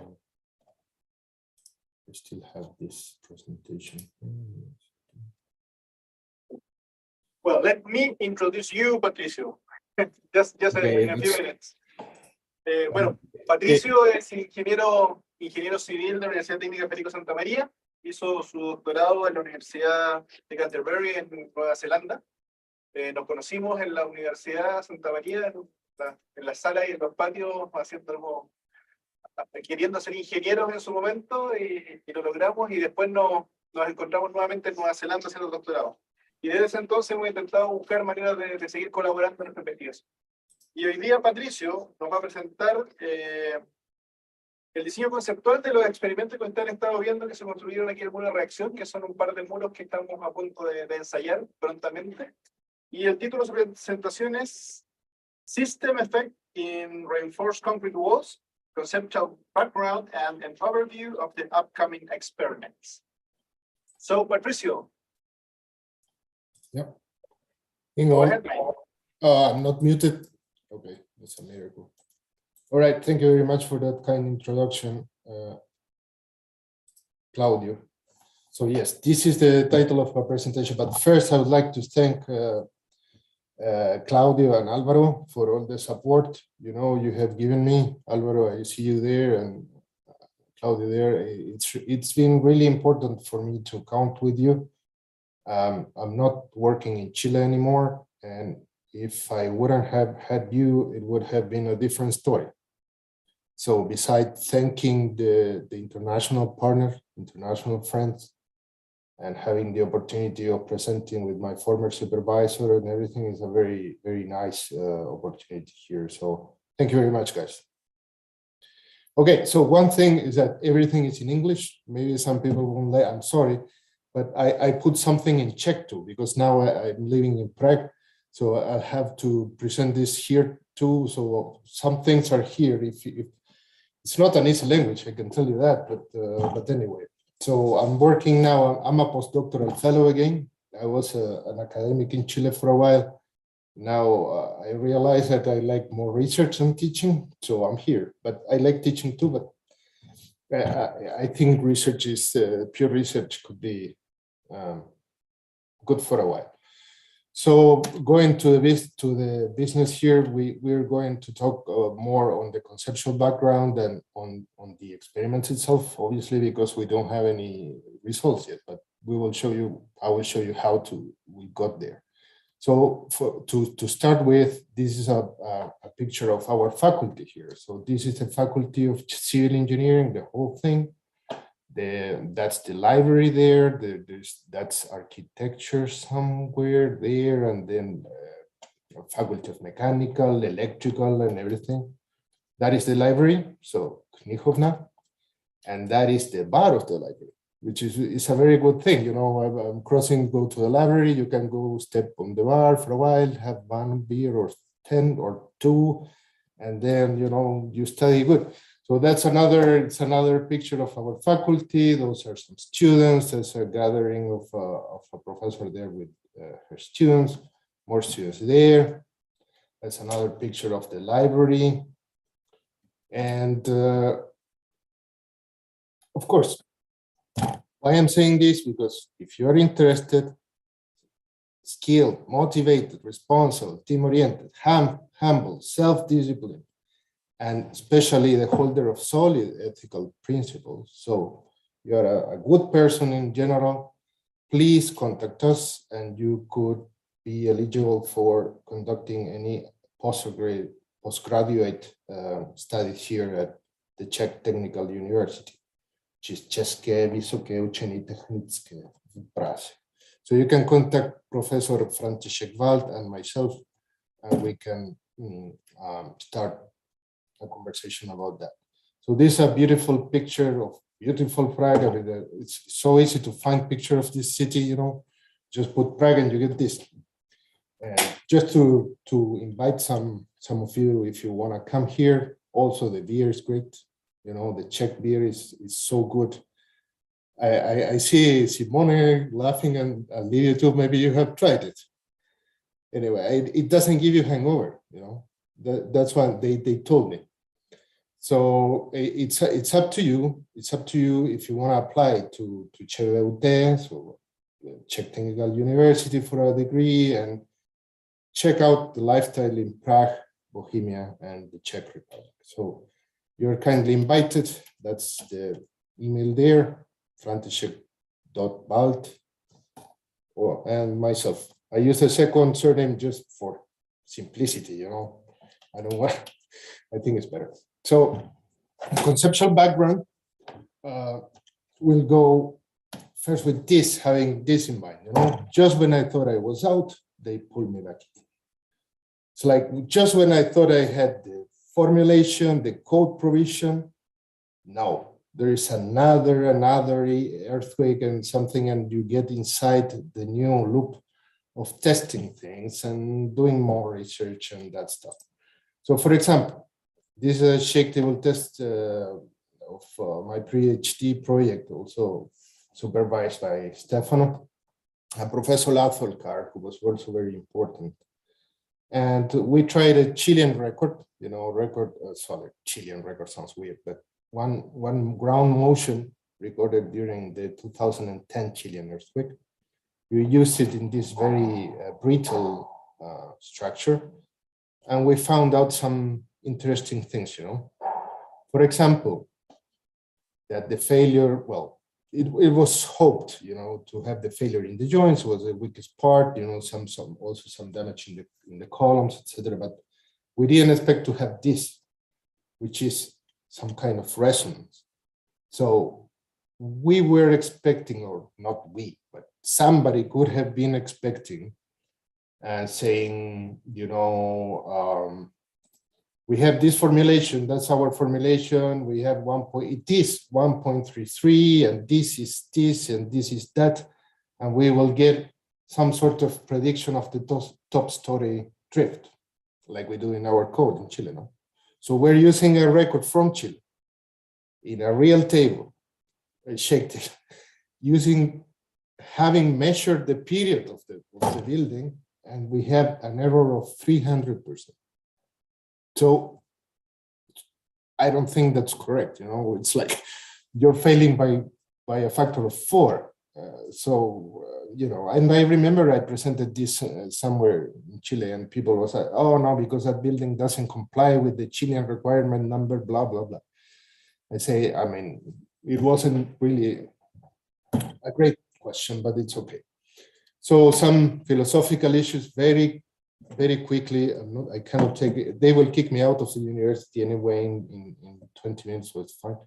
So one thing that when I was not a professor, when I was a lecturer, I haven't been a professor yet. I was a lecturer in Chile. We went through these things in seismic engineering.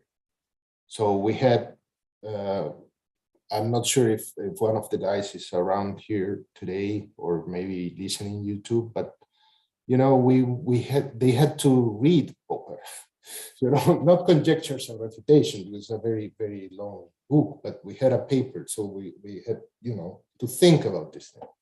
So basically, the idea is to say that for a theory to be scientific, it has to be in principle refutable by some empirical finding. So it has to admit a counterexample, otherwise it's not scientific. It's just, you know, it's like one good example of that, psychoanalysis. You can always find something within psychoanalysis that will find the solution or the explanation for the new thing that you found, for instance. So the point is, it's not possible to validate anything.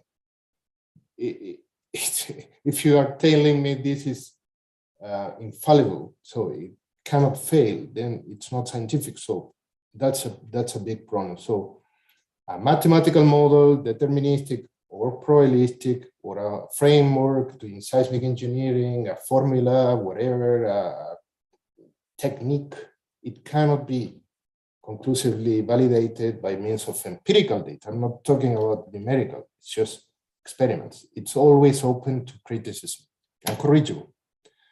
But, you know, people will say, what do we do then? But the thing is that that's the best we have at the moment. And even if refuted, it can still be useful under certain narrower conditions. So like Newton, you know, like Einstein came later, general relativity, telling you, know, four dimensions, etc. He could explain that, and he said, well, then Newton is wrong.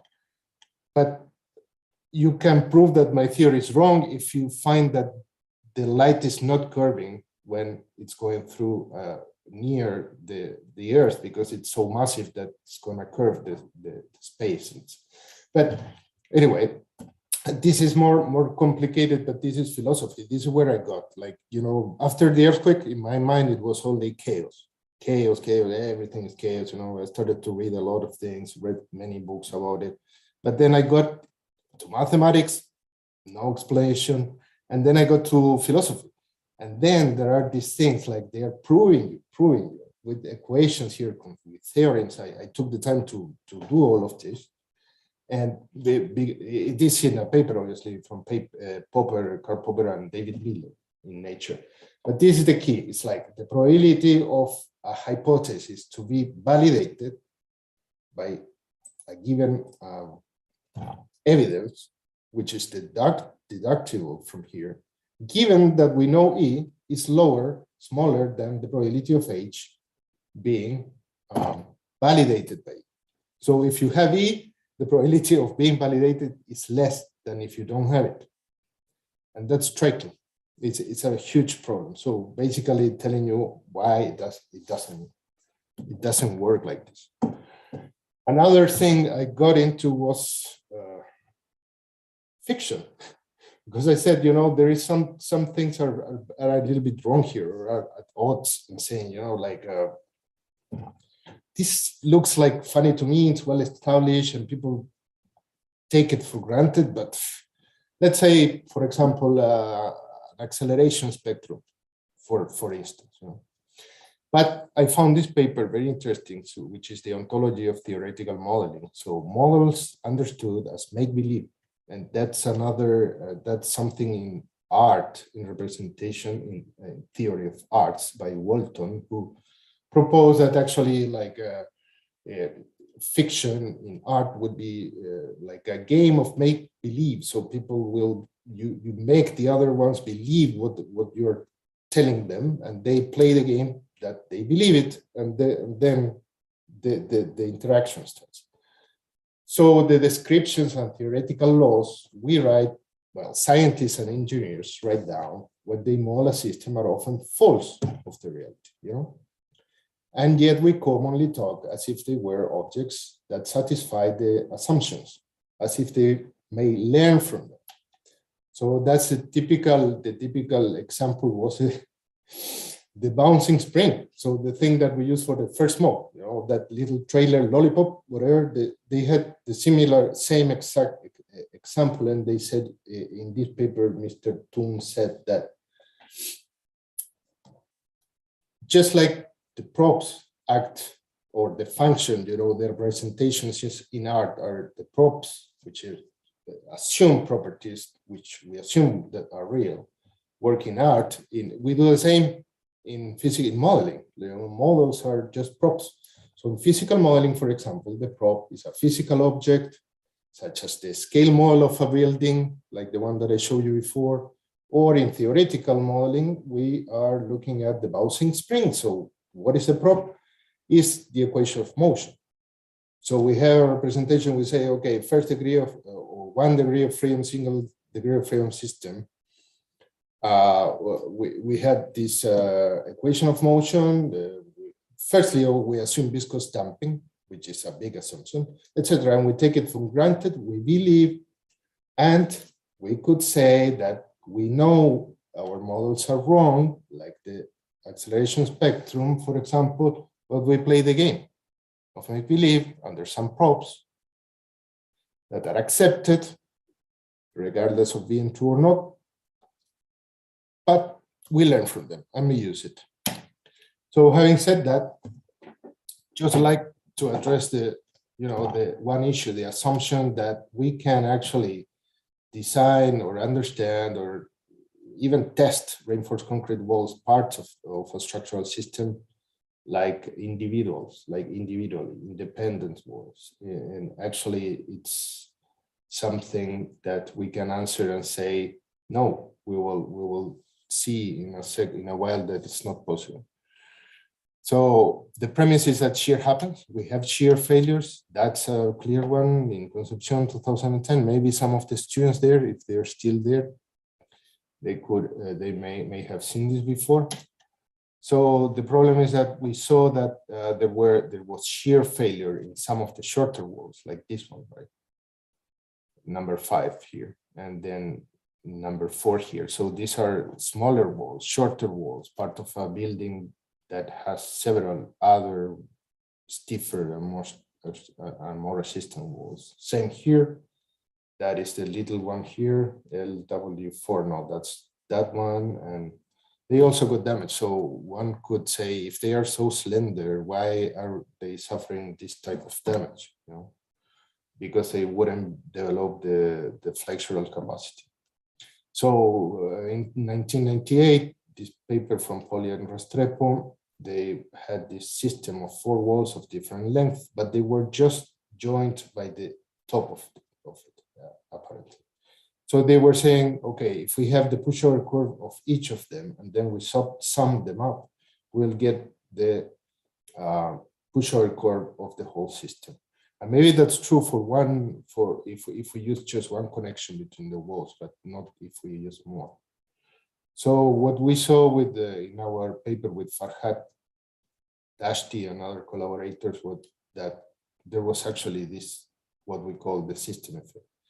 And I thought at that time that it would be a good idea just to address it in an equivalent way, like saying, you know, we cannot analyze this independent, but we can include the effect, the system effect, by reducing this height, where the equivalent lateral load applied to a system is acting. So what we could do, or some people could do, if we have this system subjected to this lateral loading, would be just let's take this one and let's use the same external loading. Let's take the other one, then some, etc. But it doesn't work like that, because we realized that at the beginning, since these walls are connected, the effective height changes. So for the shorter walls, it's lower down. And in fact, for the longest one, it goes up. How come well, so far to calculate the yielding displacement, top yielding displacement of a wall, this is the typical formulation. So you have some factor and the yielding curvature and the square of the height of the wall. And, you know, typically Park and Poly, they did use 1/3 for gamma. So that's applying one concentrated load at the top. Then Wallace and Maley, 1992, they used the inverted triangle and you get this 1140. And then in 2018, I came up with this thing in this saying, okay, we can simply compute how much the wall moves in the top by applying a concentrated load here and take the same assumptions like the stiffness is the same along the height that as here as in the plastic hinge and all the assumptions involved in that approach. So it's easy to show that this is the formulation with that. It's just energy, any energy structural analysis, any energetic method, you could find that. Now what I was thinking here, and by the way, this is published in Obras y Proyectos, no, the journal of the Universidad de la Santísima Concepción. And so I said, well, okay, if you're taking into account a reduced height for computing the shear, why not doing the same for the displacement? That's the thing. And you can find this formulation, which is just making it dimensionless. But I tried to check what was the equivalent with these ones, etc. And if I use alpha, which is alpha is the effective height divided by the height of the wall, and we use 2/3, for example, like in an inverted triangle, and omega equal 1, which is the dynamic factor, because I don't want to have any dynamic influence here.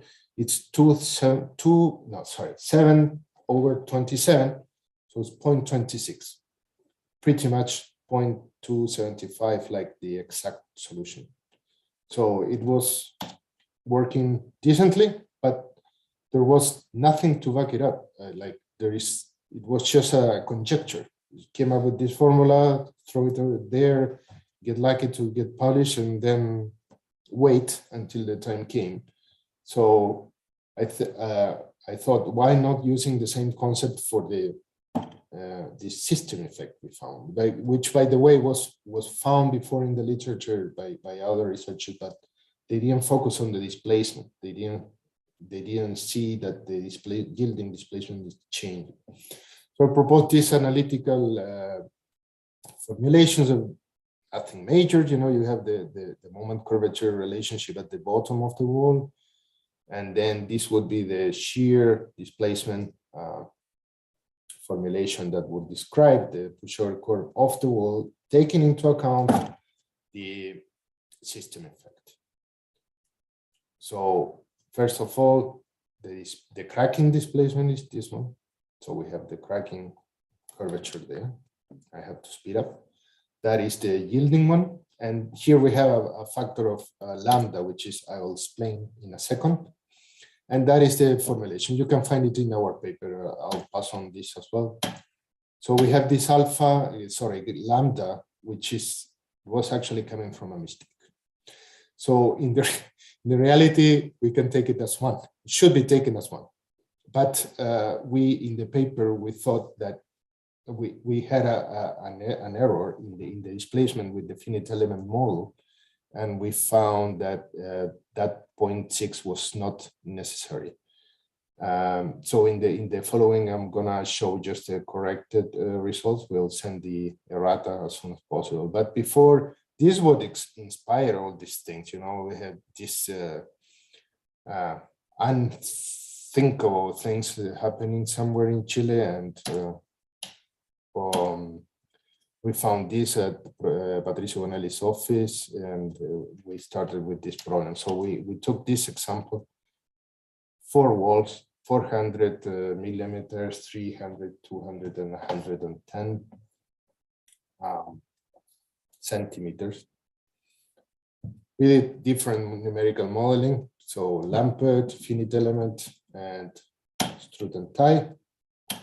And we got this result. So this is the moment versus the drift. It's very important to plot these graphs because here is where you actually can see where the yielding occurs.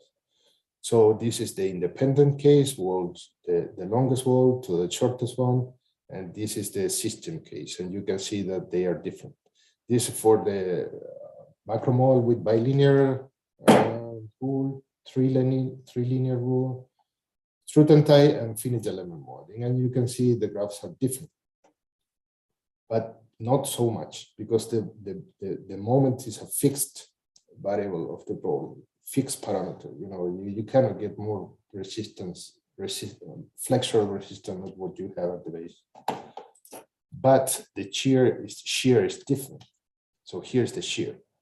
So we can see independent system.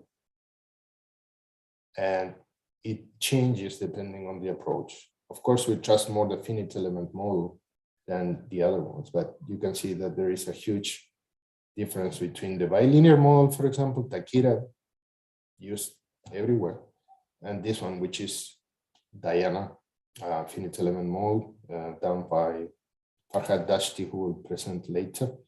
And this is the curve of the whole system. So the pushover curves in the system, independent and system cases are pretty much the same, moment and shear. And the key of this seems to have been the effective height, so H, which is just the moment divided by the shear span ratio, some people call it. We can see they change depending on the drift, depending on the wall, and if they are independent, they are all 0.7 in all of the cases, but if they are in the system, they are different. And we found that the yielding displacement also, is reduced for the shorter walls, not so much for the intermediate, and pretty much remains the same for the longest one. The shear in turn, trusting the finite element model, we're talking about a factor of 4 times larger. So how to address it, how to find the value of the reduced height. Just take a linear elastic analysis. It doesn't matter the magnitude, it's just the relative things, what matter here.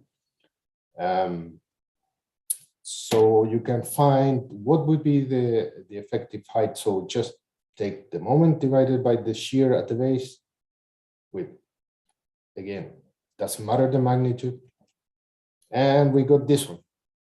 So they're approximations and they're below the one that we found with the finite element model. So it's a lower bound and it's safe.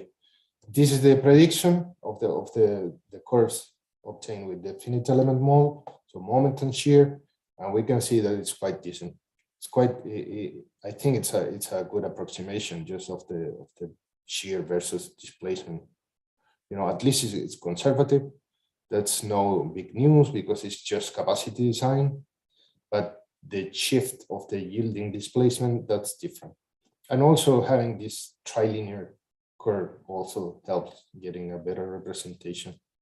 So those are the our predictions. And these are what you would get with a classical approach. So you would be estimating your yielding drift much higher than in the reality. So what is coming next? What the walls that hopefully are finished there at the University of Santissima Concepcion. And these are the walls. So 4 meters high, one of them 1.5 meters, and the other one 0.3 meters, and they will be tested. Sorry, an alarm is coming. But so we have the long wall, the short wall, and the system. And the system we're connecting the 2 walls with 4 points. So we have one at the top, one at the half of the height, and 2 more. Why? Because if there are not too many contact points or connectivity points, this one is not able to impose the deflected shape to this one and make the system effect happen. And I remember that came to my mind in a conversation with Claudio when I went to Concepcion. So this is again the cross-section of walls. So nothing new, typical stuff for D16, doble malla F8 20, nothing too different. And this will be the protocol. So hopefully things will work out fine and we will have some good results for it. So concluding, piecewise linear macromodels may not provide the best answer. Maybe they should be dropped. Definitely they are challenged. But if you're using one, trilinear is better than bilinear for sure. Short walls will suffer a huge increase in the shear force and a big decrease of the yielding displacement. Compare if they are inside the build, inside a system with much longer walls compared to if they are independent. So that's what I'm saying here. And luckily, the proposed analytical formulation for now, it's working in this case. It's not validated. It will never be. In fact, it's just a matter of time for it to be refuted, but somebody should tell why. Maybe Verdiana will come and say, your prediction doesn't work compared to Diana. So maybe it was a height, maybe it was something else, but it's not validated. It may work in this time, maybe it worked next time, but not all of the time, for granted. And by the way, just having this limit in light of everything that I said before, having a limit like the 3 shear coming from the elastic analysis that the ACI has doesn't seem to have any meaning, because even like if you're limiting this what they call the overstrength factor to something that it cannot be too big, it depends on the reference. That's all. It depends on the reference analysis, but what's there is going to be there. If it is 10 times more than what you require by analysis, it doesn't matter. It is actually what matters is this factor. So the moment divided by the shear. And that is the end of my presentation. I just want to acknowledge the support of the Czech Technical University and of my mentor, Professor František Wald, for supporting me to continue working on this. So thank you very much. To je všechno, děkuji moc. So I don't think you have any questions, hopefully, because there is no time actually. I need to leave, otherwise they will jail me, and they are. No worries. No worries, Patricio. Thank you very much for your presentation. I can take over from here. All right. I know that you have a time limit to satisfy. Yeah, for sure. Don't worry. Okay, so thank you very much. And our next speakers, Verdiana Micheli, master's student, Simone D'Amore, PhD candidate, and Livio Pedone, also PhD candidate. Thank you very much for participating, guys. It's been an honor, a privilege to work with you. And I hope we will keep doing that. And thank you also to Verdiana, who will start the presentation now, for her effort doing the numerical work. It's much appreciated. So thank you, everyone. I'm off. See you, Patricio. Bye-bye. I'm going to the bar now. No, sorry, that's a joke. See you.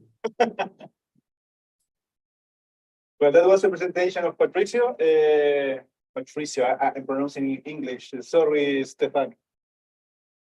We always make jokes because in New Zealand they call me Claudio, Patricio, and Stefan. Claudio, yes.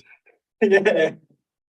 So now we have 3 presentations. 3 presentations from master students and PhD candidates from the Sapienza University. They are young researchers starting his career in this field, and now they're going to present in first place Verdiana Micheli. She is preparing. She was preparing a blind numerical prediction of our test here, and today she's going to present this result. So her presentation is titled "Blind Numerical Prediction of Forthcoming Experimental Test on Wall Systems." So, Verdiana, are you there? Thank you for the introduction. Okay. Please, Bertiana. the Yes, stage is yours. Can you see my screen? Is it shared properly? Yeah, perfectly. Okay.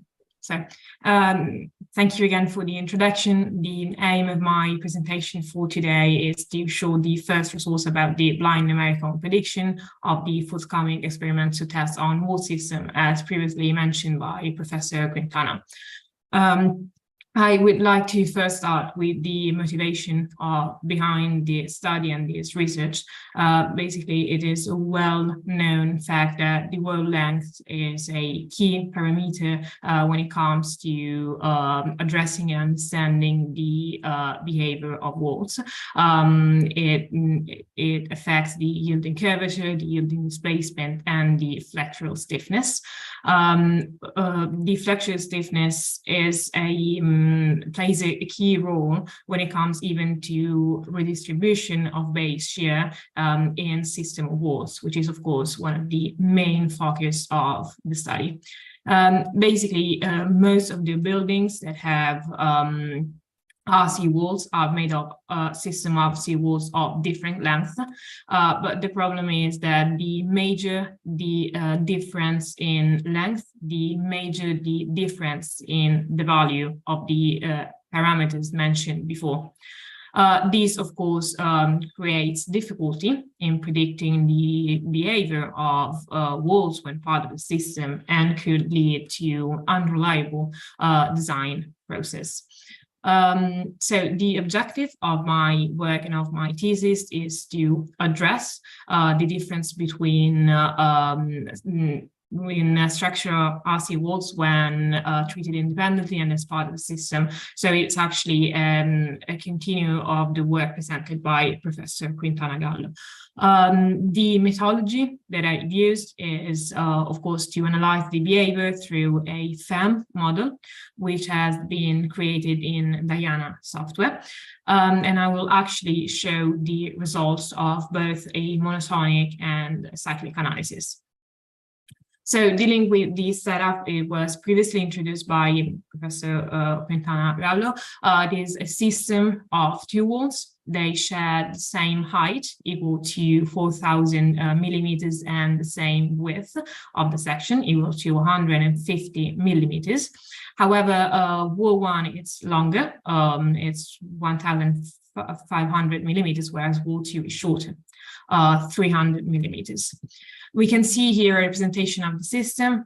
Basically, the connection at each level are better indicated and understood. And as said before, the loading protocol is a cyclic analysis, which can be read, of course, both in terms of drift and peak value of displacement. In the first case, we find a value of 3%. In the second case, 120 millimeters.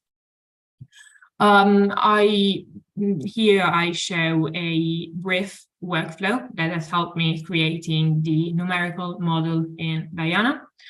Basically, we start with the geometry definition, meaning we have to identify the section, the confined and unconfined parts, even the position of the reinforcing bars.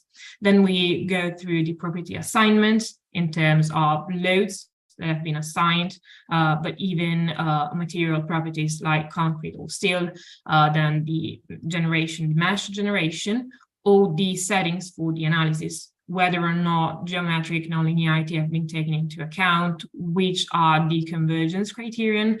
And after the analysis have been run, of course, we can do a check on the results. Starting from the geometry definition, these are the sections for both walls. We can recognize for wall one a confined and unconfined part, whereas wall two, it's all confined.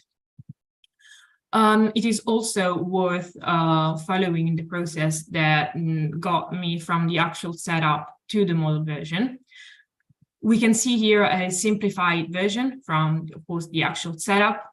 The first focus was to understand the dimensions of the connection elements. They have been modeled as with a circular section of 50 millimeters of diameter. And also the reaction wall in this case is not explicitly modeled, but the main interest was to find out the height of the loading point, which is here identified. From the simplified version, then we got to the model version. As you can see, there is no explicit modeling of the foundation. Of course, this is on purpose because there was no interest in capturing interaction between walls and foundation, like, for example, strain penetration. So the walls are fixed at the base.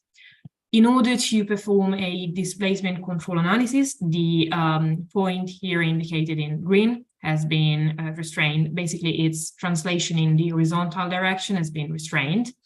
And also, in order to avoid any convergence issues, the displacement in the out of plane direction have been restrained at the loading point height. So the second step, as mentioned before, are of course the properties. As you can see here, I'm showing here the system model, but of course, in order to run comparison, there are also models for wall 1 and wall 2 model independently. For dealing with walls, we can see both the confined and unconfined concrete. The confined concrete has been modeled through the Popovich and Mander relationship, whereas the unconfined one has been modeled through the actual stress-strain relationship of concrete. Dealing with the reinforcing bars, the Menegotto and Pinto relationship was used for cyclic analysis, whereas the von Mises one were used for the monotonic analysis. Of course, the system is subjected to its F-weight other than the prescribed displacement. And there is a difference between the curved shed elements used to model both walls and even the loading plate, and the truss element used to model the connection elements. Truss elements have been chosen in order to replicate a pin-pin connection between walls. So here I show briefly the stress and strain relationship for concrete and the parameters used for steel. In particular, the constant for Menegotto and Pinto relationship from A1 to A4 have been chosen according to Filippo et al. The third step is, of course, the mesh generation that has been created in Diana through the edge division option. Dealing with the truss elements, they have a one-to-one discretization, whereas with reinforcing bars, we are not actually interested in the mesh discretization, since they are embedded, meaning there is a perfect bond between concrete and steel. They follow the mother elements, so the elements in which they are embedded, which in this case are, of course, the walls. The type of the finite element, it is here shown. It is an 8-node quadrilateral curved shed element, is a isoparametric one, and which allows for a quadratic interpolation of displacement, which is fundamental since geometric nonlinearity wanted to be captured, which actually brings us to the analysis setting. As mentioned, geometric nonlinearity have been taken into account. The iteration method is the second quasi-Newton, and the convergence criterion have been set for both force and energy. It is also worth mentioning the input given to the software for both types of analysis, which are here shown. Basically, Diana sees the first number as the multiplying factor of the prescribed displacement, whereas the second number are the number of steps repeated with that displacement. So after running the analysis, we can look up the results. First, I'll show the results of the monotonic analysis and then the cyclic ones. Dealing with monotonic analysis, this actually brings us to the first slide in which I've mentioned flexural stiffness. As we all know, the longer the wall, the stiffer it is, and also the longer the wall, the smaller the yield displacement for this wall. What actually happens in a system of walls is that, of course, once the stiffer walls has yielded, it will no longer be able to offer any more strength. So basically, the shorter wall would actually have to compensate for it. By saying this, I mean that when going from the independent to the system case, the stiffest or longest wall will actually show a decrease in the resisted base shear, whereas the shorter wall will actually see an increase for the previously mentioned compensation, let's say. Of course, the rules that I showed earlier, it's some of the key results in the paper, in the article published by Professor Quintana Gallo. And one of the other key results was that the sum of the base shear of each wall should equal the system total base shear. And this is something I've not quite captured. So, of course, there is I need to do more investigation. As we can see, the stiffness is well predicted, but there is a novel strength. A first attempt in trying to find out what the error might be was seeing if the stiffness of the truss elements had any kind of influence on it. But even by running it with two very different values of Young's modulus, the results didn't change. So, of course, the error must be searched elsewhere. Dealing with the cyclic analysis, I here show the analysis for the walls as treated independently. We can see that both walls shows actually very stable cycles. Wall 1 actually, of course, shows a strength of around 200 kilonewton, whereas wall 2 shows a strength of around 35 kilonewton. But in order to capture the difference in shear resisted, we'll have to wait for the next slide. Also, I would say that wall 1 shows larger cycle and even shows a bit of pinching around the origin, whereas wall 2 does not show that. Also, we can see that the cycles in wall 2 tends to overlap, whereas in wall 1 this doesn't happen. As mentioned before, such an image can actually really highlight the difference in terms of base shear resistance between the two walls, and also gives us the opportunity in seeing the results for the cyclic analysis for the system case, which is here represented in black. We can see, of course, a larger value of the base shear resisted, but also the fact that the system case actually follows the same shape of wall 1. So dealing with future developments, of course, a parametric analysis needs to be carried out. The idea would be to see how much would the results change with different kind of steel and concrete properties. And of course, also a mesh sensitivity analysis needs to be carried out so that there will be more confidence in the obtained results. So this is the references. And I would like to thank you for your attention. I would also like to thank you, Professor Quintana Gallo and Professor Dashti, for their help with this work. Thank you very much, Bertiana. Thank you for your presentation. We're going to have questions at the end of this block of presentations. So now it's the turn of our second young researcher. I used to be young researcher one time, not anymore, okay? So our second presenter is Simone De Amore. Are you there, Simone? Yes, I'm here. So Simone is going to present us his work, low invasive retrofitting strategy using rocking dissipative low damage walls. Okay, thank you, Claudio, for your introduction. Can you confirm you can see my presentation properly? Perfectly. Okay, thank you.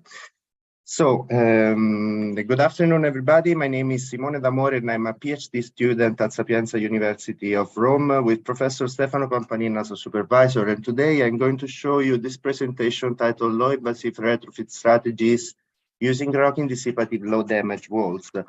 So, starting from the outline of my presentation, after a brief introduction about the need for the seismic retrofit of the existing building stock, we will see the several retrofit alternatives nowadays available and a brief description of the precast seismic structural system. But the main goal of this presentation is to point out the effectiveness of seismic retrofit of existing buildings through external wall system rather than traditional local retrofit strategies.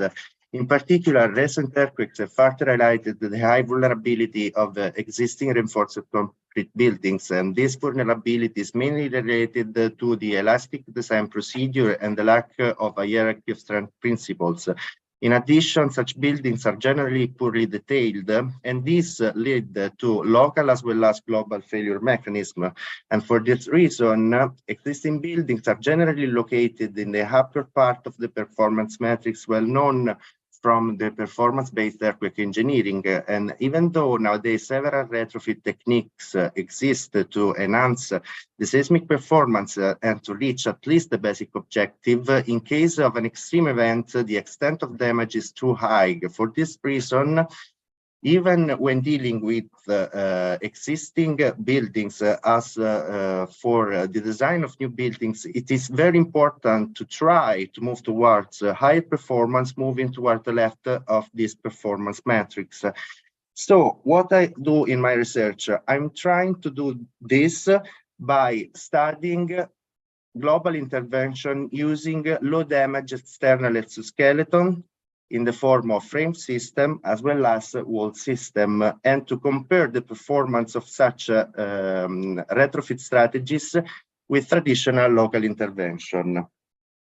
So, starting from a brief overview of the local intervention in seismic retrofit, such intervention aim to modify the hierarchy of strength within a beam column joint by protecting the joint itself and trying to have a beam hinging.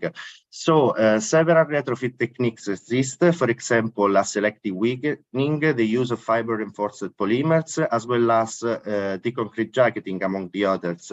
But the common thing among these retrofit strategies is the quite high invasiveness of the intervention itself. For example, as we can see in this representation, for each retrofit strategy, we need to partially demolish the non-structural components, and during the works for the seismic strengthening, the building becomes unavailable for its use. For this reason, in recent times, the research interest is moving towards the definition of global intervention using, for example, external exoskeletons. In this case, the intervention could be completely carried out from outside the buildings without any owner's disruption. Furthermore, we should consider that the external exoskeleton, both if it is an external frame as well as an external wall, could be the support for a newly designed, high-performing, multi-performance double skin of the building. So we can use the exoskeleton for the seismic retrofit of the building, but even for the energy upgrade and architectural renovation of the building itself. And this is the motivation why this kind of intervention are growing in interest in recent times. So if you decide to implement an exoskeleton, why don't make it using, for example, the precast seismic structural system, the low damage structural system, which Professor Stefano Pampanin taught previously. In particular, I would like to say only something more about the precast technology. In particular, one of the most important parameters in the design of such kind of structure is the recentering ratio lambda, which is defined as the ratio between the moment contribution related to post-tension or axial load to the moment contribution related to energy dissipation in mild steel or external and replaceable plug-and-play dissipators. And when dealing with existing structures and the implementation of an exoskeleton for existing structure, it's very important to select a high value of the lambda parameters, so to ensure the self-centering capabilities of the system. And in particular, this graph shows the effect of the lambda parameters on the behavior of a jointed ductile connection. So, after this brief introduction, I would like to go deep in the scope of this work, that is to investigate the feasibility and efficiency of implementing exoskeleton from a seismic point of view. And to achieve this goal, we selected a case study buildings designed for gravity loads only, and then alternative retrofit strategies have been implemented considering both local as well as global intervention. And finally, using the procedure outlined in the Italian seismic risk classification guidelines, the several alternatives have been compared. So the existing buildings, the case study buildings is a reinforced concrete 3-bay, 3-story reinforced concrete frame. And in a first stage, the lateral capacity of each component, of each element of the frame has been assessed. And after that, the capacity of each component within a beam column joint subassembly has been converted into a common unit, which is the moment axial load performance domain, in order to better define which is the hierarchy of strength and sequence of event within the as-built structure. And in particular, the brittle failure of external as well as internal beam column joint is generally expected. And this result is further validated through the implementation of a refined lumped plasticity model implemented in the software Romoko 2D. This software allows to define the pushover curve of the structure. Then the pushover curve has been converted into an acceleration displacement response spectrum. It was possible to define the safety index as defined in the Italian guidelines, the ISV, which is defined as the ratio between the capacity of this existing structure to the demand on an equivalent newly designed building on the same site. In this case, this structure scores 58% of ISD, and though is considered potentially seismic prone. For this reason, several retrofit alternatives have been implemented.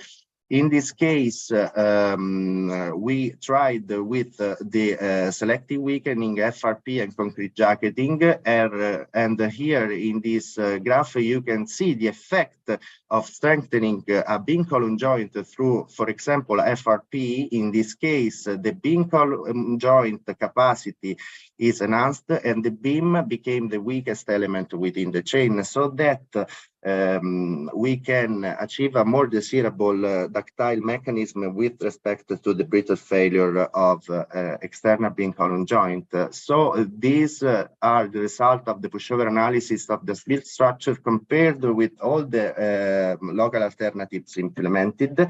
And in all cases, it is possible to note a slight or much higher improvement of the seismic performance of the building.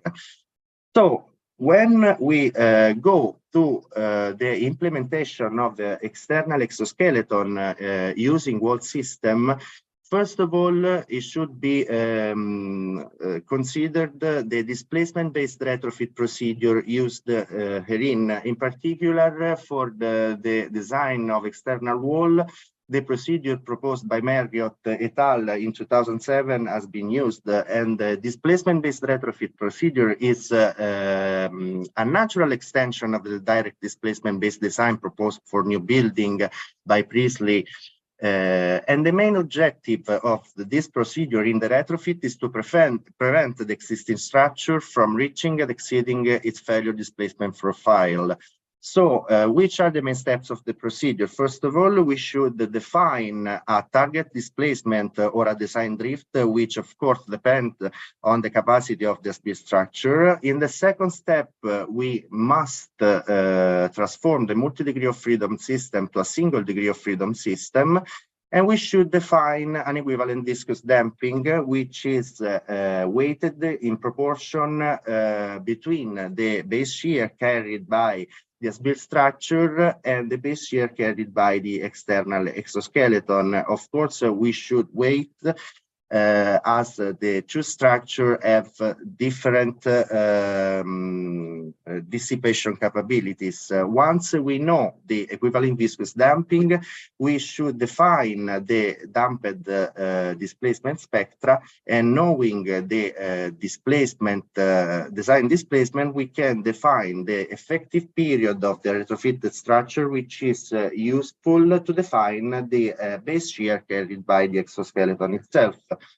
So in this specific case, the design drift was 1% in accordance with the external failure, with the failure of the external beam column joints. And here you can see a validation of the proposed procedure by comparing the analytical pushover, which is defined literally by hand, with the numerical pushover, which is defined through the software Romoko. Here we can see the comparison among the pushover of the as-built structure with the pushovers of the retrofitted structure using both a low damage press technology wall as well as a monolithic one. In both cases, we can notice an improvement in the stiffness. A greater stiffness is achieved in case of press wall due to pons tension, and an improvement in strength. But in all cases, we also notice an improvement in the maximum allowable displacement, and this is mainly related to the added stiffness, which forces the existing structures to behave, to deform in a more desirable manner with respect to the as-built structure. And this allows to redistribute the inelastic demand along the height of the building rather than concentrate it in only few points. Furthermore, cyclic nonlinear static push-pull analysis have been carried out to point out the enhanced performance of low damage press technology with respect to traditional monolithic system. And here we can see the peculiar flag-shaped hysteresis rule, and in particular the negligible residual displacement with respect to a traditional system.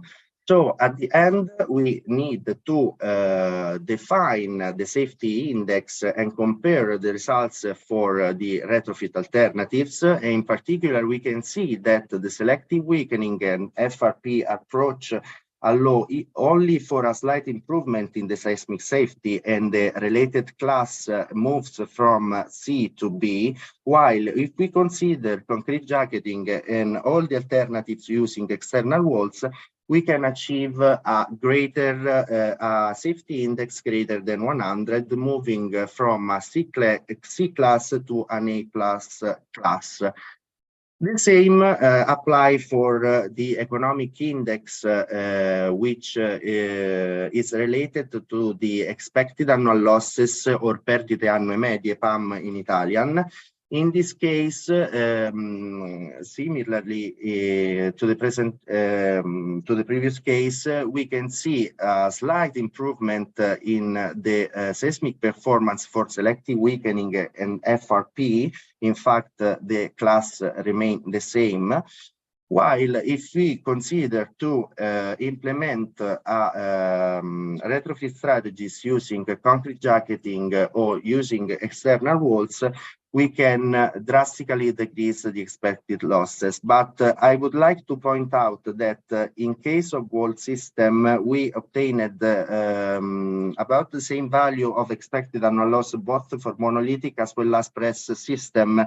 And this is mainly related to the simplified procedure adopted in the Italian guidelines, which doesn't take into account the replacement of a traditional plastic hinge in the monolithic system with a controlled rocking dissipative mechanism, and doesn't consider the residual displacement, which are negligible in the press system. For this reason, the ongoing research is focusing on the use of advanced loss assessment procedures, such as the one reported in the FEMA P58 document, to point out the enhanced performance of low damage technologies when compared to traditional ones.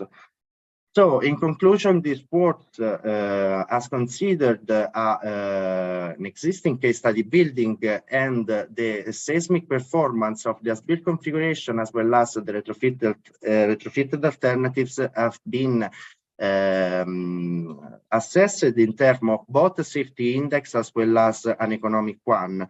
And in particular, it is possible to note that using local intervention allows only for a slight improvement in the seismic performance, except for the concrete jacketing, which is even the more invasive local strategy to be used in a building. While if we consider global intervention, in all cases, we can see a great improvement in the seismic performance, but in addition, we should consider that the owner's disruption is drastically reduced with respect to the local intervention, which is a very important parameter to be considered in a decisional process in order to define which is the retrofit strategy to be used. So these are the main references of this work. I would like to thank you for your kind attention. Thank you very much, Simone, for your presentation. And now it's the turn of our third young researcher. This is Livio Pedone. He is also a PhD student at the Sapienza University. And his presentation is Seismic Residual Capacity and Economic Loss Assessment of Earthquake Damage Reinforced Concrete Wall Structure. Livio, are you there? I'm here. Can you hear me? Yes, we can hear you perfectly. Okay, and also we can see your presentation. Okay, perfect. So thank you for your presentation, Claudio. Good afternoon, everyone. My name is Livio Pedone, and I am a research fellow at the Department of Structural and Geotechnical Engineering at Sapienza University of Rome. The title of my presentation is Seismic Residual Capacity and Economic Loss Assessment of Earthquake Damage Reinforced Concrete Wall Structures. I would like to start my presentation with a brief introduction. Reinforced concrete wall structure have been widely adopted as primary seismic resistance system in many countries worldwide. However, these structural elements have shown substantial structural damage after recent major earthquakes. And in this slide, you can see an example for a building after the 2010 severe earthquake. You can see some example of damage to reinforced concrete shear walls. Similar damage were also observed after the 2010-2011 Canterbury earthquake sequences. And I would like to show you also the results of the building safety evaluation placards after the all sequences, specifically after the first event and after the second event for reinforced concrete wall buildings in the Christchurch Central Business District. As you can see in the slide, almost 90% of the RC share wall buildings were classified as safe to occupancy, so green tag after the first event, and this number decreased to almost 50% after the whole sequence.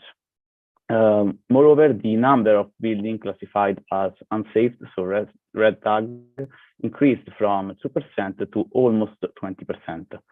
Moreover, a lot of buildings in the central business district were demolished after the whole sequences, and in many cases, a lack of knowledge regarding the seismic residual capacity, so the ability of a earthquake damaged building to resist to subsequent seismic loading was a contributing factor in the decision to demolish.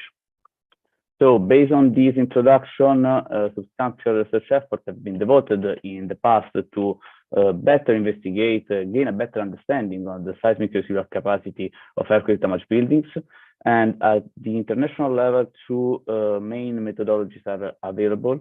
The one described in the FEMA 306 report, and the one described in the guidelines of the Japan Building Disaster Prevention Association.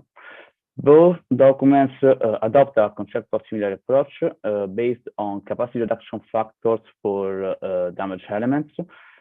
More specifically, for the FEMA 306 approach, capacity reduction factor in terms of stiffness, strength, and ductility are adopted, while the Japanese guidelines adopt a singular reduction factor.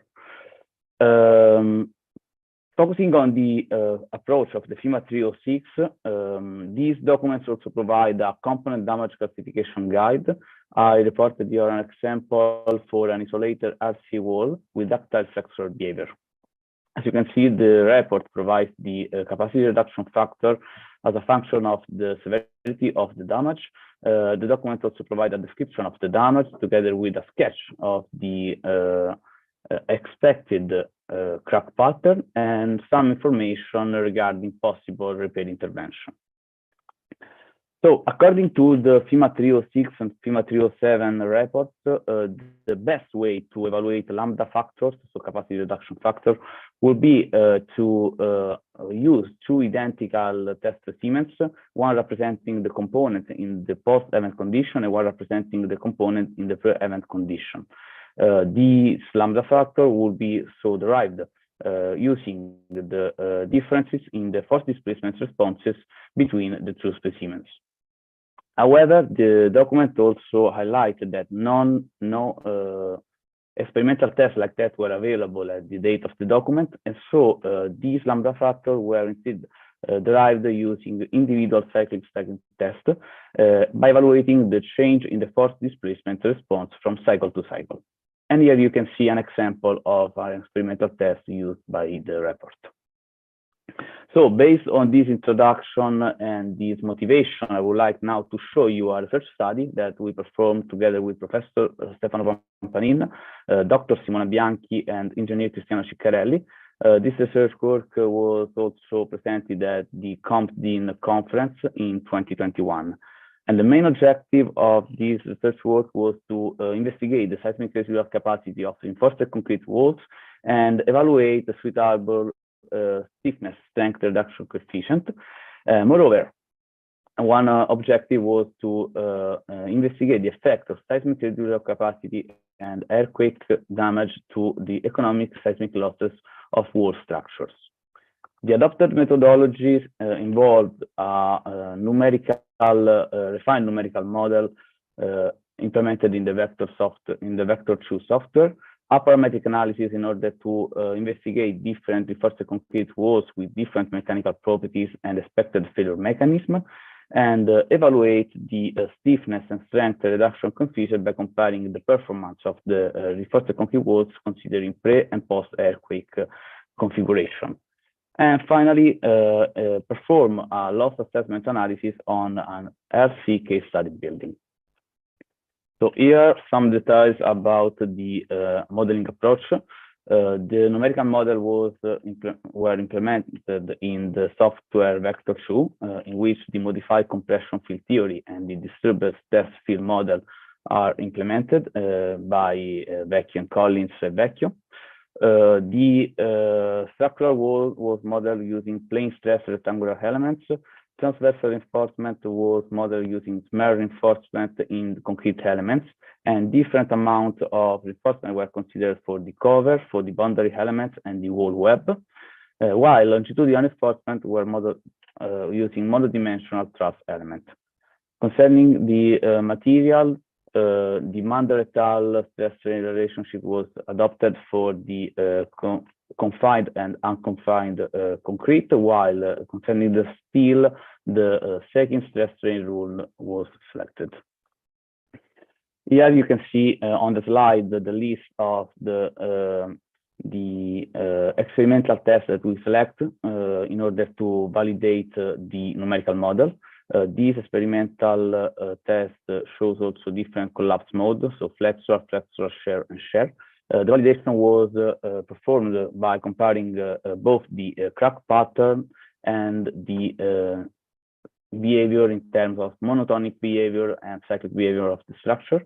And as you can see, numerical versus experimental comparison highlights a good agreement in the results both for crack pattern and monotonic and cyclic behavior. So in order to increase the data set, we perform also a parametric analysis by changing the geometrical details and the mechanical material properties for the wall configuration. And then for each wall, we perform a linear static analysis for the as-built and the damage configuration.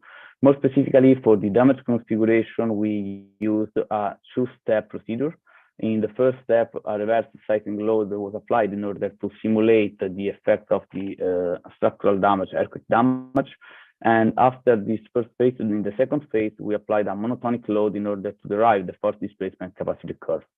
Then the lambda cap, the reduction coefficient, so lambda k and lambda 2, were derived by comparing the pre and post earthquake force displacement capacity curves.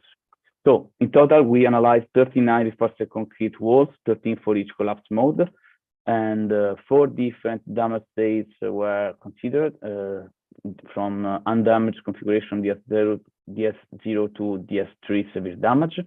We also used 3 alternative methods to identify the damage levels, namely the M1 based on displacement ductility levels according to the FIMA 307 approach, the M2 method based on drift levels according to the fragility database of the FIMA P58 approach, and the M3 method based on crack pattern according to the FIMA 306 approach. Finally, we also consider 2 different biliarization methods, the method B1, which is based on the procedure proposed by Paul and Priestley, and the method B2, which is based on the procedure proposed by the FIMA 273. This way, we derive 702 values for lambda k and lambda q. The results are listed in this table on the left, and are grouped considering the different identification method, the different binarization type, and are given in terms of average and standard deviation for both the stiffness reduction coefficient and the strength reduction coefficients for flexural shear, and shear failure mechanism of the walls. As you can see, considering, for example, more severe damage to DS3, reduction in terms of strength lower than 5%, between 10 and 15%, and between 20 and 25% was observed for the strength capacity, considering the flexural shear and shear mechanism. On the other hand, higher reduction were observed for the stiffness capacity, and this is also in agreement with the FIMA 306 report, and these values were for DS3 even higher than 70%. Moreover, looking at the graph on the right, you can see that shear walls affected by failure mechanism are affected by higher dispersion than the one with flexural or flexural shear failure mechanism. Moreover, some difference can be also highlighted when considering different binarization method or different identification methods for the damage level. Then, in order to perform a loss assessment analysis, we selected a case study structure which was selected from the literature from Bianchi, the work of Bianchi et al. 2021. We designed two different case study structure, one with a flexural failure mode and one with a shear failure mode, considering the wall's behavior. Here are some details of the case study structure, and I now would like to show you the results in terms of the nonlinear static analysis, which were performed using the SLAMA simple lateral mechanism analysis procedure, the one already presented by Professor Stefano Pampanin, and a comparison between the seismic demand in the acceleration, displacement, response spectra. And on the right, you can see the pushover curves of the structure in its undamaged and initially damaged configuration, derived using the lambda k, lambda q coefficients previously derived. So we perform the loss assessment, firstly considering the simplified procedure described in the seismic bonus guidelines. This procedure allows to evaluate the expected annual loss of the structure, and as you can see, this simplified methodology was able to provide an adequate description of the economic losses, considering an initial earthquake damage for the case study structure with the shear failure mechanism. And what I want to show you is that if you consider an initial earthquake damage, higher economic losses are obtained. On the other hand, the simplified procedure was not able to provide an adequate description of the expected losses for the flexural shear case, and this was mainly related to the fact that RC walls buildings are really stiff, and so the yielding point of the pushover curves is before the exposure of the masonry walls, fixed at 0.5% of drift according to the Italian code. And so when a low initial damage like DS1 is considered, a reduction in terms of stiffness will provide a higher displacement capacity to the structure, so moving the yielding point to higher displacement level. And according to the simplified procedure for the seismic bonus guidelines, these provide lower economic losses for the structure. So we also investigated the economic losses using the procedure described in the FEMA P58 report, and we used the PACT, so performance assessment calculation tool. On the left, on top left of the slide, you can see the comparison between the expected annual losses derived according to the simplified procedure and the more refined FEMA P58 procedure. And moreover, I would like to show you the results in terms of probable maximum loss, so intensity-based loss assessment for both the case study structure in their undamaged configuration, and you can see the case study 2 with shear collapse failure mechanism has higher economic losses than the one with flexural collapse. And moreover, when considering initial earthquake damage, even for low intensity level, the higher dispersion were observed considering an initial earthquake-related damage. So, in conclusion, we were able to derive stiffness, strength, capacity reduction coefficient using a numerical model, and we also perform a loss assessment using this reduction coefficient in order to evaluate the effect of residual capacity on the seismic performance of earthquake damaged structure. We highlighted greater losses even for low intensity levels when damaged structure are considered. And we've also highlighted that the simplified procedure of the seismic bonus is not able to consider realistic repair cost for damaged configuration. As further developments, further studies are needed, both experimental and numerical, to gain a better understanding on the capacity reduction coefficient, both in terms of strength and stiffness.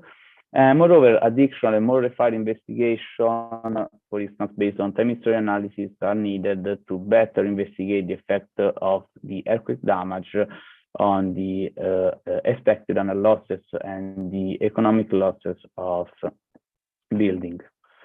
So I leave you some references, and I would like to thank you for your kind attention. Thank you very much, Livio, for your presentation. I'm afraid we don't have much time for questions. We are 30 minutes behind schedule, so I excuse if we cannot continue with the question sessions right now. I only want to ask Farhad, are you connected? Are you there? Yes. Hello, everyone. Yes, I am here. So Farhad, right now we have in our schedule a small a very short 20-minute break, but we are 30 minutes behind schedule. I don't know if you mind to have a little break of 20 minutes and continue, or if you are busy, we can continue straight with you and have the break after that. It's up to you, my friend. Yeah, I can continue after. I can start my presentation after the break. No worries. Okay, so if that's the case, we're gonna make a very short break for 20 minutes, and we're gonna start at in 20 minutes. It's difficult to explain that to New Zealand, Europe, and everything. But before that, I want to thank Stefano, Verdiana, Livio, and Simone. They are connecting from Europe, from Italy. Right now, it's quite late there. It's almost 11 p.m. So probably they want to go home or go for a beer. And we just want to thank all of you for your presentations, for sharing your research with us. And I think what you deserve right now is an applause. So thank you. Thank you, Claudio, again for organizing it. Just saying bye from the Sapienza group. We might be connected, but only to listen.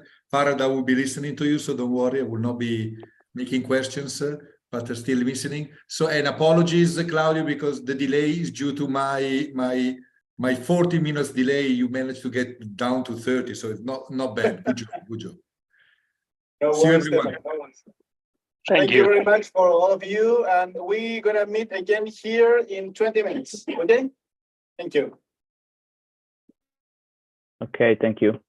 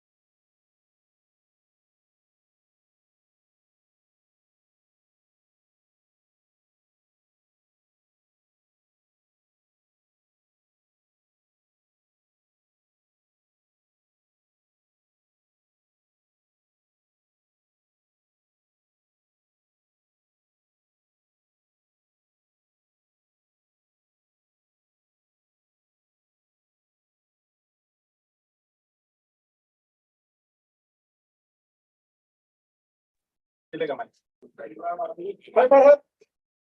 Are you there? Hello. Yes, I'm here. We are all back here. Thank you so much for waiting us. We're getting into the room of the students. We have a quick coffee break, so everyone is coming with his coffee and some sneakers. Well, for this last session, maybe we can try to check your presentation, Farhad. If you can share that. Yeah.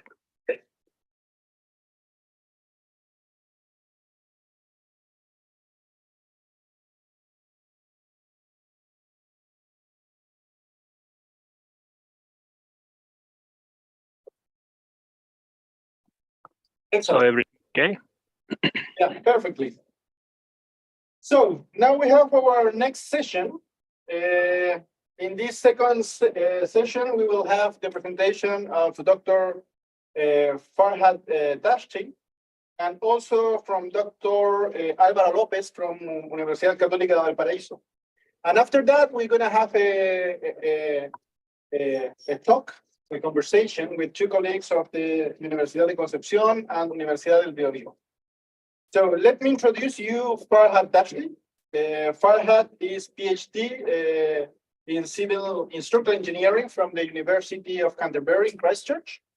Currently, he is a senior structural engineer at Surotech, where he has an extended expertise on digital planning, construction, and structural engineering.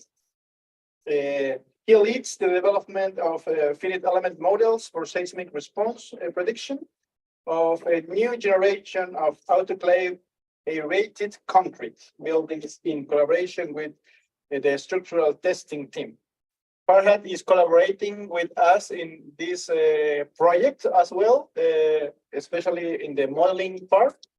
And he's a very good friend from New Zealand, so he's still enjoying New Zealand, as far as I know. We are in other parts of the world, but he's still living in this beautiful country. So, Farhad, please, the stage is yours.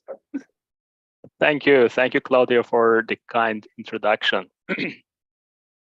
Yes, so as Claudio mentioned, I'm basically leading the research and basically on the structural systems at Surotech. And today I want to basically talk about most of my research activities on failure modes of slender ductile walls, so the numerical simulations and also experimental investigations that we have done. So speaking of numerical simulations, my first attempt on basically developing numerical models for reinforced concrete walls dates back to 2008, where I worked on just developing a simple macro model based on the available literature. So just like implementing it inside one of the most famous softwares called Abacus. So where you could see just like the nonlinear response prediction using macro model, which could run the analysis within only 4 seconds, and then just like trying to investigate how it could be implemented in a system level and in combination with other basically structural components like beams and columns. And this was my first publication. So, you know, like the first publication is always one of the things that you can never forget. So you get so excited that you did something. So, and it got published.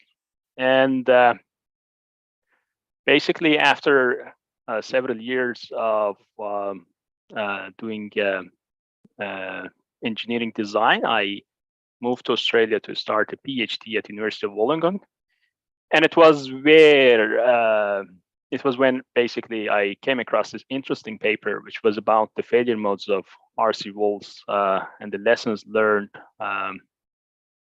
from the earthquakes in Chile and Christchurch. And one of the interesting things that looked very attractive and to me was basically the out-of-plane instability of walls, and I thought this would be something very interesting to work on. So just like did an initial work again with Abacus, just like to see how difficult it is to simulate this mode of failure using finite element models. And well, given the basically laboratory facilities available at the University of Canterbury, and also the observations of this failure mode in New Zealand, I thought probably it would be best to move to New Zealand to basically conduct this research under supervision of Professor Takal and Professor Pampanin. So this is my first office at University of Canterbury. So ignore the fridge behind me, it's not mine. So, and this is my happy face in 2013 when I started my research on basically this failure mode. So in a nutshell, out-of-plane instability basically refers to buckling of a portion of wall section out of plane as a result of in-plane actions mainly. So this failure mode is limited to an end region where the axial strains from basically natural loads are greatest. And as I previously mentioned, so it was observed in the Chile earthquake and the Christchurch earthquake, and became one of the concerning issues because it had already been observed in laboratories as well. So in terms of design provisions, I think New Zealand is one of the New Zealand concrete design standard is actually one of the codes that has specific provisions on this mode of failure and how it can be prevented. But these provisions are mainly based on analytical models that have been developed like by Pauli and Priestley. These analytical models were based on some assumptions made regarding some critical points like the buckling length, because there were not so many experiments at that time that had this mode of failure, so these assumptions had to be made. So again, one of these main assumptions was the buckling length, which was assumed to be equal to the theoretical plastic hinge length. And the other works done on basically this mode of failure was by Chayan and Nair, where they tested concrete columns that represented boundary zones of rectangular walls, and the same sort of assumptions were made in terms of stability criterion and also the buckling length. So we started conducting numerical studies to simulate this mode of failure. The element used was curved shell elements. So unlike flat shell elements that have integration points on the reference plane only, these curved shell elements have integration points across a thickness, so they can predict variation of strain and also basically development of out-of-plane deformation. And since then, this numerical method using curved shell element has been used in several studies to investigate out-of-plane instability of walls. So in order to calibrate and verify the model, we used the test results of walls that had different shear span ratios and therefore different failure modes. So the model could capture most of the failure modes like shear flexure, flexure out-of-plane instability, and pure flexure. However, it wasn't able to capture things like bar buckling because of the complexities of prediction of this mode of failure. So as you can see in this plot, the out-of-plane deformation was captured, but the bar buckling, which resulted in significant reduction of strength, was not captured in the model. The research that we did on calibration and verification of the model was published in 2017, and you can refer to this paper for more information. Also, we did a full investigation of the capabilities of this curved shell elements. So the detailed results are available in this publication. So furthermore, we thought we needed more basically specimens that had out-of-plane instability as the failure mode to further calibrate and verify the model. So several other specimens tested at different universities, and the detailed validation in terms of how out-of-plane instability can be captured using this modeling approach is published in 2018.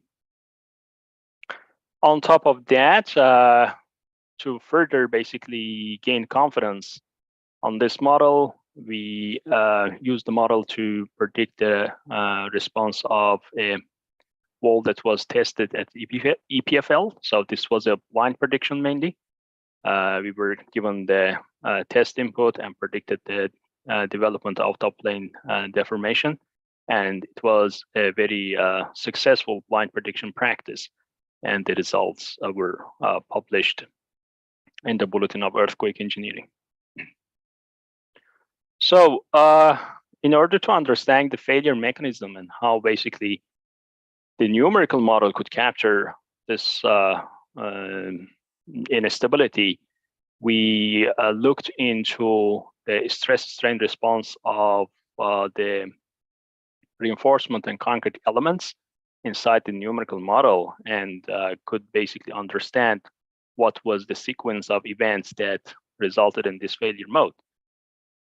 So as you can see, when a wall is subjected to lateral load, cracks develop in tension region.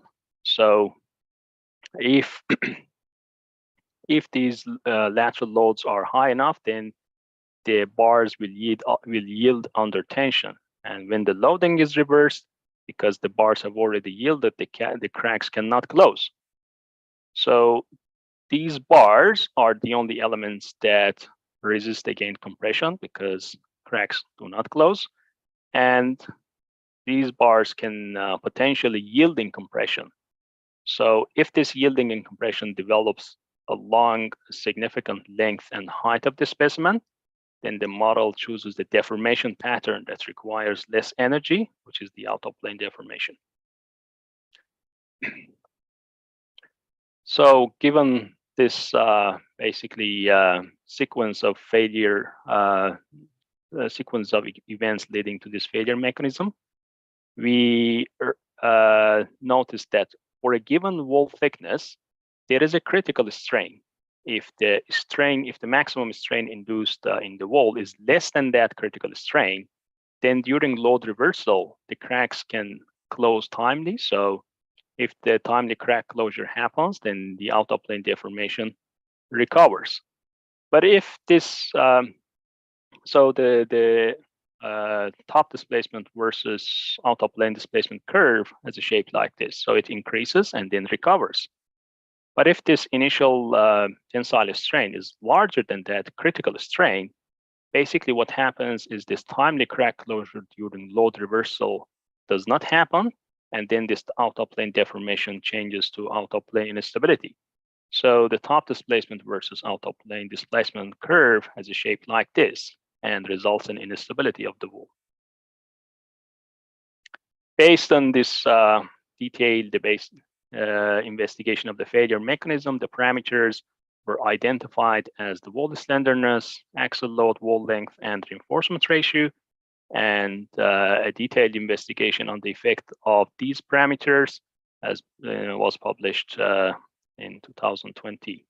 So this was just like part one of this parametric work on this failure mode, which included only the numerical simulation. To study the basically the parameters that affect this mode of failure, we did a number of experimental studies as well. So the experimental work was basically done on a wall that represented a 4-story prototype wall, so a half-scale model. And this half-scale model basically was represented by a single-story wall.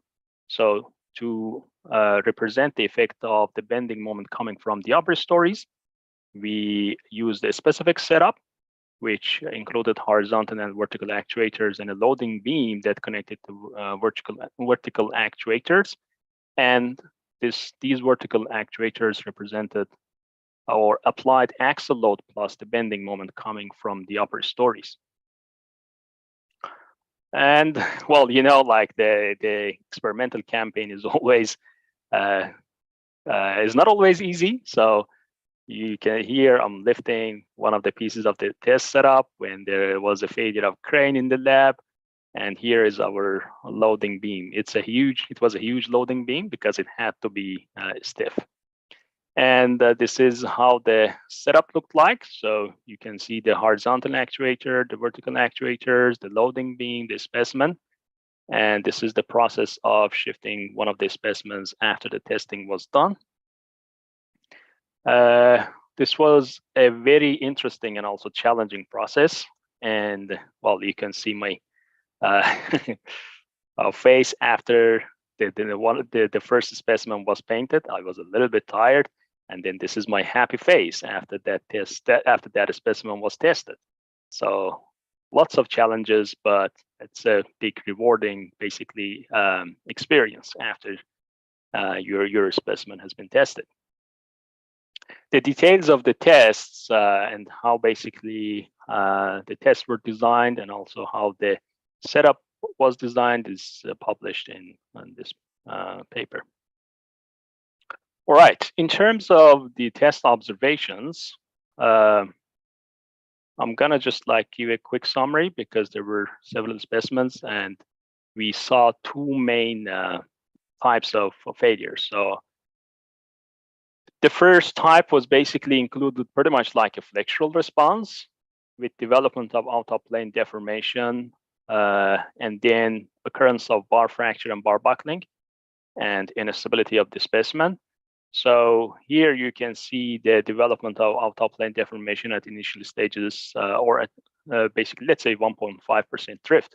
So development and recovery, as you can see here. And then here you can see basically development of other failure. Oh, sorry.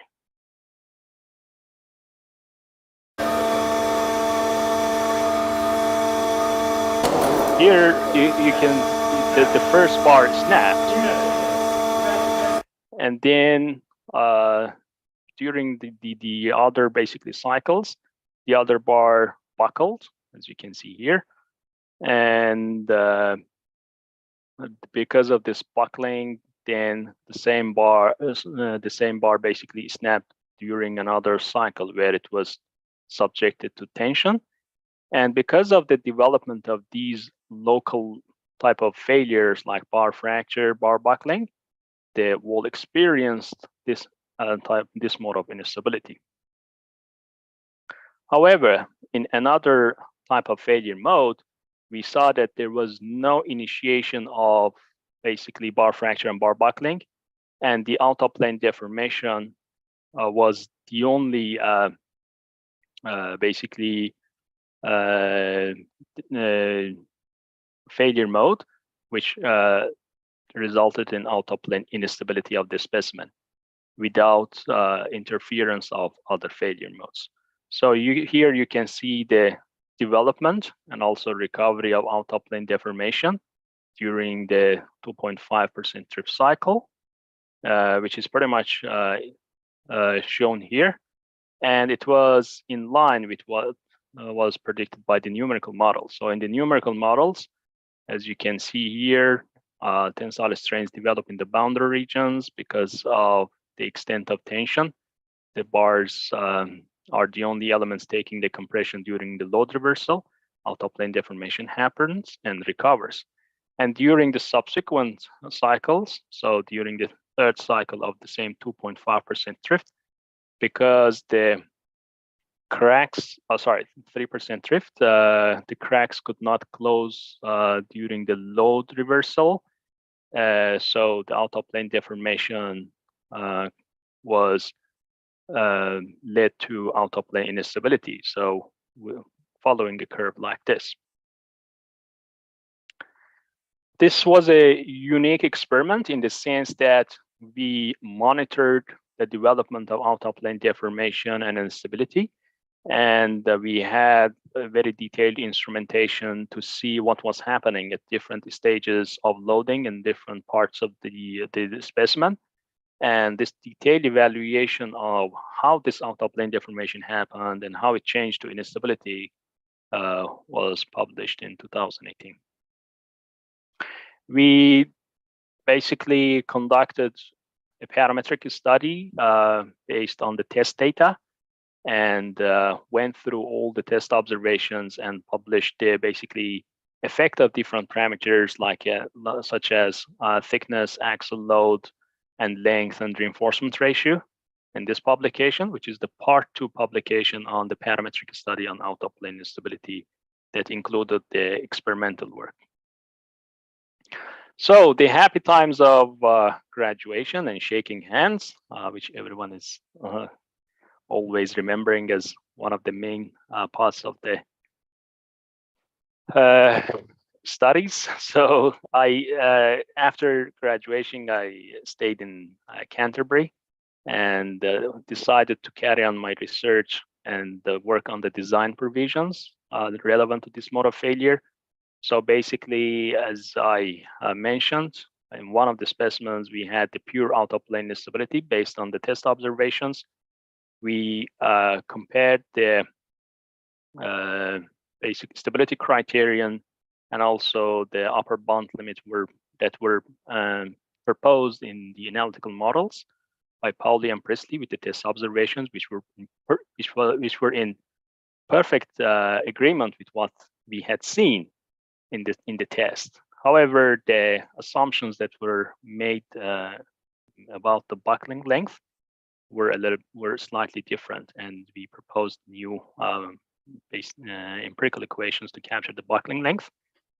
Based on these experimental work and parametric investigations, we did lots of numerical simulations on the effect of slenderness, reinforcement ratio, and length to height ratio, and also the correlation between the strain and drift capacities for different length to height ratios, and came up with simple, basically empirical equations to predict the wall slenderness for a given drift level, boundary region reinforcement ratio, and also length to unsupported height ratio.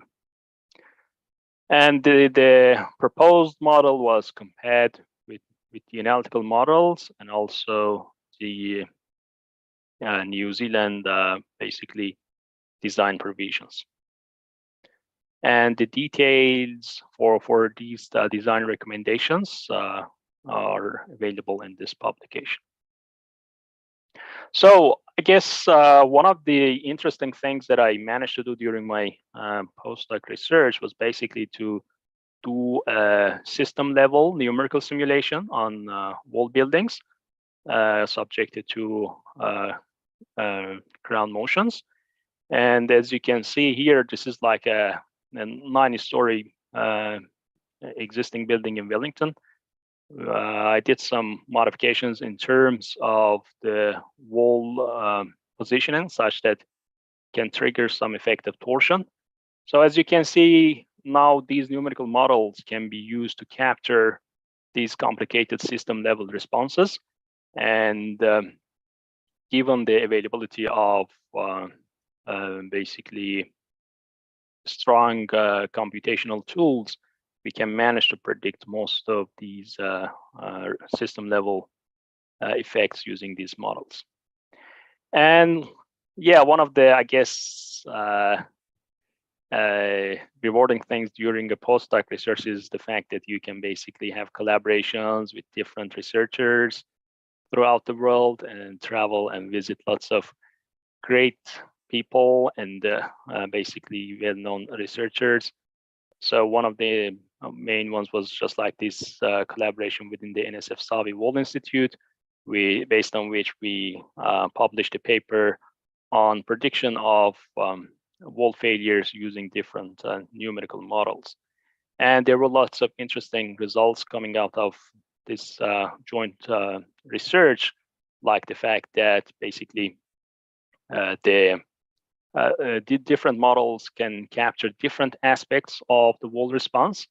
And generally, there are differences in the drift levels corresponding to failure mode predicted by different models because of those capabilities in our simulation.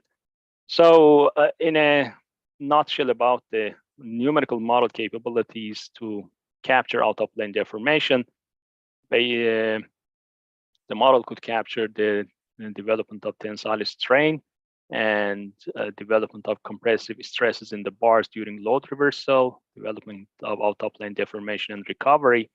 And here you can see basically that the recovery point is pretty much in line with the change of slope, which we know that is due to the pinching effect. And in terms of experimental testing, the out-of-plane deformation was observed, but there were failure modes such as bar fracture and bar buckling that resulted in the local type of instability, while in some other specimens we had the global type of instability, which was something that was observed in the Christchurch earthquake and was pretty much in line with the analytical models that were developed, and the same sort of failure mode was observed in the numerical simulation. One of the main conclusions from this research was the fact that the development of a strain basically is not just the maximum strain at the base, it's also the elevation that a significant tensile strain has developed. So if the elevation along which larger strains can develop is satisfies a certain criterion, then out-of-plane instability is likely to happen. So this was a very interesting observation. And the classification in terms of development of local versus global instability and all these parameters involved, such as the strain gradients, are included in this publication. So, and then I started my work at Zuru Tech, where I was a senior structural engineer, basically working more on the research and development and leading the seismic assessment and numerical simulations. So at Zuru, basically, we are working on the digital construction, as Claudio kindly mentioned, and we are also doing simulations on the structural systems that we are developing for our housing projects. And it's an honor basically to collaborate with lots of researchers around the world, basically while doing our studies on our structural systems. And one of the interesting and basically interesting collaborations we had was basically on the system level effect and the differences between walls in a system and also isolated walls. So we conducted simulations on walls with different length within a system when they are connected such that the displacement compatibility is satisfied, and also the response when they are isolated walls. So this difference was significant, and we noticed lots of interesting phenomena happening during this research, and the main outcomes are published in this article. So thank you very much for your attention, and I appreciate all the basically the scholarships, the fundings provided by Quake Center, Quake Core, Ministry of Business, and Zuru, and also the kind supervision of my supervisors, Professor Takal, Professor Pampanin, and also my collaborators all around the world. Thank you so much. Thank you very much, Farhad, for your presentation. Very interesting that the works that you have done in your career, and it's also a good example for all our students to know how you can build your career in research and find new ways to develop what we do in engineering. Now we are having our last presentation.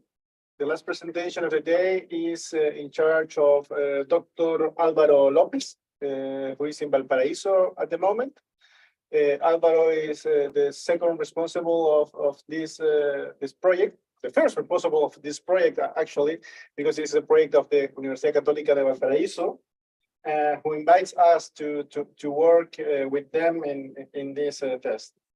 And today, Álvaro is going to present us one of his research fields. I understand he will present something in Spanish at the moment. So I just want to, before going with Álvaro, I just want to thank Farhad for this presentation, and also Stefano. I know that Stefano right now is quite late in Italy, and Farhad is starting the day in New Zealand. He's in the future right now, and probably has a long work day and have another duties at the moment. So if you need to do something else, feel free to disconnect this session. Thank you very much for your participation, and have a great day. Thank you, Claudio, for organizing this. And it was a great pleasure to be able to present in this seminar. Thank you. Thank you. Bye.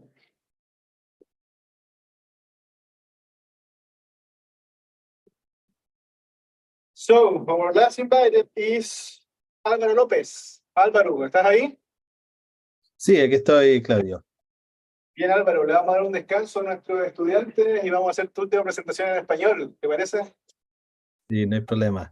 First of all, I would like to thank Dr. Stefano Pampanin and Farhad for their pretty cool presentations, and also to Patricio Quintana, if he's listening this through YouTube, because he is the one who created this idea of this project. I'm just trying to keep going with it along with Claudio. And in Spanish now, Claudio, muchas gracias por todo el trabajo que ha hecho, la organización. El seminario ha salido perfecto, a pesar de lo acotado el tiempo que tuvimos. Así que nada más que decirte gracias y el apoyo brindado, sobre todo porque estamos más lejos, no pude estar presente, y en especial para Patricio, que fue el que promovió este proyecto, él lo postuló, y producto de que él se tuvo que ir del país, lo tuve que tomar yo. Digamos, pasa de ser director alterno a director del proyecto, ¿ya? Pero todo esto es gracias a Patricio. Eso, voy a comenzar a compartir pantalla. No sé si ya se ve o no. No, creo que no. Se ve, pero no está en modo presentación. No está en modo presentación, perfecto. Ahí sí. Ahí sí, perfecto. Ya, voy a tratar de ser hacer bien rápida mi presentación, porque estoy en resultados preliminares nomás. Bueno, el título de mi presentación, como ahí lo dice, el efecto de la duración de los registros en la respuesta y el daño estructural, que es parte de lo que realicé durante mis estudios de doctorado. Específicamente lo hice en columnas de puentes en el estado de Oregon. Mi doctorado en la Universidad Estatal de Portland. Entonces, la motivación de este estudio, aparte de ella, porque están esperando el Big One, como le dicen ellos, el gran terremoto, porque no tienen evidencia ni menos registros que avalen qué tan dañino podría ser un evento sísmico en la zona de subducción de Cascadia, que está en la zona noroeste de Estados Unidos, que contempla 3 estados, ¿ya? Entonces, eso dio motivación a este estudio. La mayoría de los puentes en ese lugar son todos antiguos, hechos con requerimientos sísmicos deficientes. Por ende, se necesitaba saber cuál podía ser el efecto de un mega terremoto en esa estructura, y además por los eventos que sucedieron hace unos años atrás. Entonces, rápidamente la presentación, una etapa de introducción, la motivación y algunos casos de estudio para llegar a unas observaciones finales preliminares, ¿ya? Bueno, primero, ¿qué hace interesante el estudio de la duración? Bueno, la ubicación. Chile está ubicado en el Pacific Ring of Fire, Entonces, los eventos que se han producido en los últimos años son de gran magnitud, particularmente, han sido destructivos, con posteriores tsunamis en algunos de ellos, y nuestro entorno construido ha sufrido daño importante. ¿Ya? Ahí se ve lo que ocurrió con el terremoto del 2010, con el puente de los Chevers, el viaducto de los Chevers, y la mentalidad que lo mencionó el doctor Stefano Pampanin, está cambiando un poco de pasar de un criterio de diseño a otro. ¿Ya? Actualmente estamos con el tema de la seguridad de vida, pero la idea es ir más allá, ¿ya? Al desempeño operacional. Obviamente hay costo involucrado ahí, pero la tendencia va hacia eso, sobre todo porque estamos tratando de meter un poco más el tema del diseño por desempeño. No sé si alguien tenía un comentario. Lo estamos viendo. Adelante. Perfecto. Entonces aquí una pequeña reflexión, no solo nos interesa la seguridad sísmica, sino que ahora todo está apuntando hacia la resiliencia, ¿ya? Y el concepto que ha estado bien metido ahora en el último tiempo. Entonces, rápidamente, ¿por qué la intención de estudiar? Hubieron dos terremotos en particular que seleccioné para esta presentación, que son los terremotos de Maule, de magnitud 8.8, y el de Tohoku, de 9.0. Y la comparación que se hace es con un evento cortical. En Chile tenemos eventos corticales, pero no tenemos tantos registros de ellos. En Estados Unidos hay bastante registro cortical, sobre todo por la falla de San Andrés. Pero los eventos subductivos en general tienen la forma que se muestra ahí. No todos, eso hay que dejarlo bien claro. Podemos tener eventos subductivos que sean de baja magnitud y corta duración, pero también pero cuando se transforma en un mega evento, ¿ya? Es decir, cuya magnitud está por sobre el 8.5, estamos hablando de un evento importante, ¿ya? Entonces, en el diseño estructural, ¿ya? Si bien tenemos estos registros ahí están en un time frame, ¿ya? Por ejemplo, ahí está marcado hasta los 200 segundos. Lo que nos interesa en la parte ingenieril es la duración de movimiento fuerte, strong motion duration. ¿Por qué? Porque la duración total del registro contiene mucha información que no va a ser importante para la estructura. Entonces, para ello se necesita cuantificar esa parte fuerte. Y existen un sinnúmero de definiciones para ello. Entonces, ¿cuándo es un evento de un mega evento? Bueno, esto se le conoce como los mega thrust earthquakes.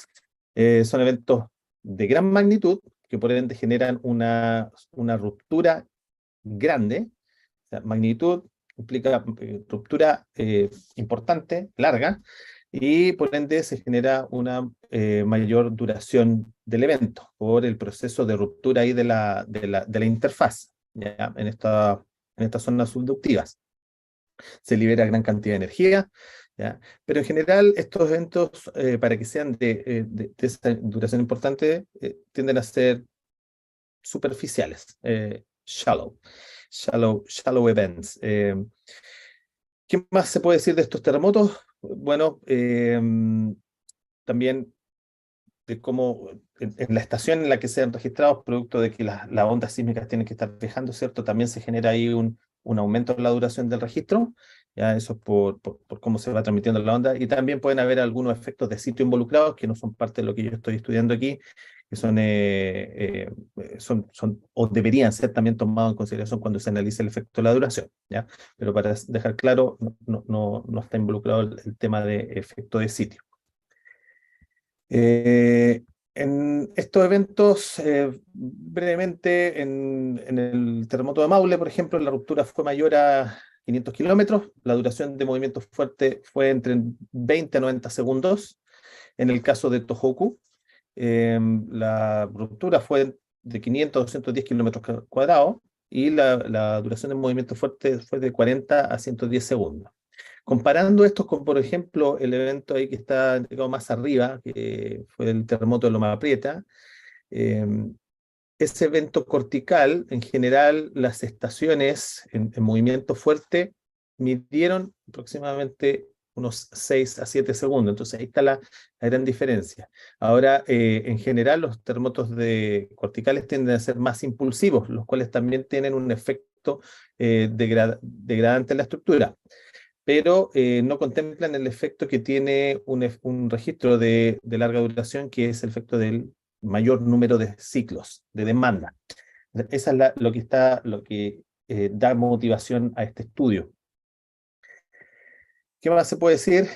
Diferencia, obviamente, mayor magnitud, mayor duración, y la importancia es que no sabemos si va a haber o no más daño, ¿ya? En todo este estudio. Y además hay las conclusiones mixtas que han hecho, que se han derivado de investigaciones pasadas, no han permitido que hasta ahora no haya una forma explícita de la inclusión de los efectos de la duración en nuestros códigos de diseño sísmico, ¿ya? Entonces, ¿cuál es el proceso aquí que se toma? Bueno, el proceso en general, tenemos aquí los registros que estamos midiendo, especialmente en Chile, tenemos bien instrumentado nuestro país, tenemos nuestro registro. La pregunta es, ¿afectará o no afectará la duración? ¿Será necesario incluirla ahí en nuestro código de diseño explícitamente? ¿Por qué? Porque con este código nosotros hacemos el diseño estructural y ese diseño estructural está en función de un modelo también. Y esos modelos en general no están calibrados en función de lo que es duración. Acaba de presentar Farhat, la cantidad de modelos que se disponen hoy en día, el poder computacional que disponemos actualmente nos permite mejorar aún nuestras modelaciones. Pero así todo, muchas de esas modelaciones están en base a ensayos experimentales, por ejemplo, que están basados en protocolos de carga y desplazamiento de corta duración. ¿Por qué? Porque la mayor parte de las investigaciones se realizaron, por ejemplo, en Estados Unidos, donde las bases de datos de registros sísmicos están dominadas por eventos corticales de magnitud moderada, 6,5 a 7,5 magnitud. Entonces, todos los protocolos de carga para ensayos experimentales se calibraron en base a esos registros. Entonces, no contemplan el efecto de la duración, que nos permita aislar ese efecto cuando estemos realizando ensayos. Entonces, se hace necesario porque si queremos después medir el desempeño estructural, que va a estar basado en base a un modelo bien sofisticado, tiene que tener la particularidad o tiene que tener las características necesarias para poder decir si o no influye la duración en el comportamiento y en el daño estructural, ¿ya? Aquí un pequeño flowchart de cómo ha sido este proceso. Bueno, tenemos la duración. La idea es, primero, ¿cómo voy a cuantificar el daño? Para ello tengo que elegir ciertas métricas. Estudios pasados trataron experimentales y numéricos trataron de generar esta relación en base a los valores máximos. Es ahí donde han habido problemas. Cuando queremos caracterizar el efecto de la duración, por ejemplo, con el drift máximo, ¿ya? O el desplazamiento máximo, ha habido un poco de inconvenientes, pero ya se sabe que esa inconveniencia que ha venido en las posteriores modelaciones numéricas, ¿ya? Que lo voy a mencionar en un rato más. También se puede medir en base al daño acumulado o las métricas de energía. En cuanto a la definición de duración, por largo tiempo hubo un gran debate cuál era la mejor métrica. Existen más de 40, pero la duración significativa, que está basada en la intensidad de áreas, ha mostrado ser la que mejor correlaciona, no se fue afectada por escalamiento, que es necesario en cualquier análisis dinámico, ni por el modelo estructural. Entonces, en general, la duración significativa es la que ha estado dominando los últimos estudios, digamos, los últimos 5 años, con diferentes formulaciones, ¿ya? Pero todas apuntan a lo mismo. Y en el caso de los modelos estructurales, Farhat muy bien lo dijo, se requiere estudios experimentales para que yo pueda calibrar ese modelo, pero en el caso de los muros de hormigón armado, que es el tópico de este proyecto, hasta la fecha no hay ninguna campaña experimental asociada al efecto de la duración. Ahora, para ello se requieren muchas cosas, no es necesario, lo dije recién, si tenemos un protocolo que está basado por ejemplo, el protocolo que indique el ACI, ¿ya? Para ensayos experimentales de componentes estructurales, eso está basado en terremotos moderados, corticales, de corta duración, por lo tanto, no serían aplicables para que podamos aislar el efecto de la duración. Entonces, ahí es donde existe este gap. Sin esos resultados experimentales, nuestros modelos tienen todavía esa falta de información, ¿ya? Para obtener una mejor modelación, ¿ya? Y errores, bueno, ya mencioné algo, principalmente problemas en columnas de puentes. También hubieron problemas en edificios, sobre todo en muros de hormigón armado, como en Chile, que hubo pandeo en las barras extremas que estaban confinadas, también por bajo confinamiento. También colapsos de muchos de ellos sin ni siquiera haber generado daño en la subestructura, principalmente en puentes. Básicamente los tableros se desplomaron porque no existían las restricciones a torsión en planta, etcétera, generando grandes pérdidas económicas. Y todo esto asociado al efecto de la duración, más otros factores también. ¿Ya? No quiero que se entienda que solamente la duración tuvo que ver, pero parte de ello, dado el tipo de evento que se generó, muchos de esos problemas se debieron a la duración. ¿Ya? Y aquí voy a terminar esta parte de motivación porque estos fueron los ensayos que yo realicé.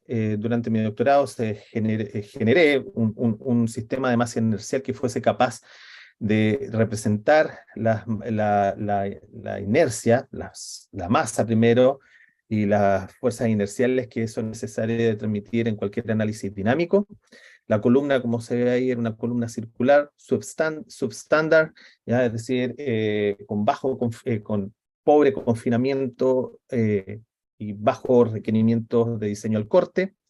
Además presentaban estos traslapos justo en la zona de rótula plástica, generando ahí una zona de potencial daño. Y bueno, para estos ensayos se tomaron estos de un puente representativo, se testearon eso así como cantilever por restricciones del laboratorio. Se consideraron registros de Chile, Tohoku y uno cortical, que fue el de Loma Prieta, y se testearon, ¿ya? En total fueron 6 columnas, todas ellas idénticas, a escala, y aquí un pequeño video que muestra, digamos, cómo se desarrolló el ensayo. Espero que se pueda ver bien. El sismo que está aquí por el Frostal, tiempo de duración era de 35 a 40 segundos, si no me equivoco. El de Maule era en total, el registro total, 180 segundos, ¿no? Aquí comprimí esto para que se pudiera ver. Todos los especímenes aquí fueron ensayados para alcanzar una cierta ductilidad, de tal manera que se pudiese aislar el efecto de la duración, ¿ya? O sea, todo esto se hizo el dimensionamiento para que ambas alcanzaran una ductilidad, en este caso era una ductilidad de 6, ductilidad de desplazamiento. Entonces, todo el daño, al hacer ese instalamiento de los registros, todo el daño está asociado a duración y no al registro, ¿ya? La verdad que cada registro sísmico, como propiedades importantes, está la amplitud, está el contenido de frecuencias y está también la duración. Obviamente, para que ambos registros fueran comparables y se pudiera aislar la duración, se hizo un proceso de escalamiento, pero también un proceso de spectral matching, ¿ya? La idea era que los espectros de aceleraciones de ambos fuesen similares en forma, de tal manera que solamente la duración fuera la que afectase, ¿ya?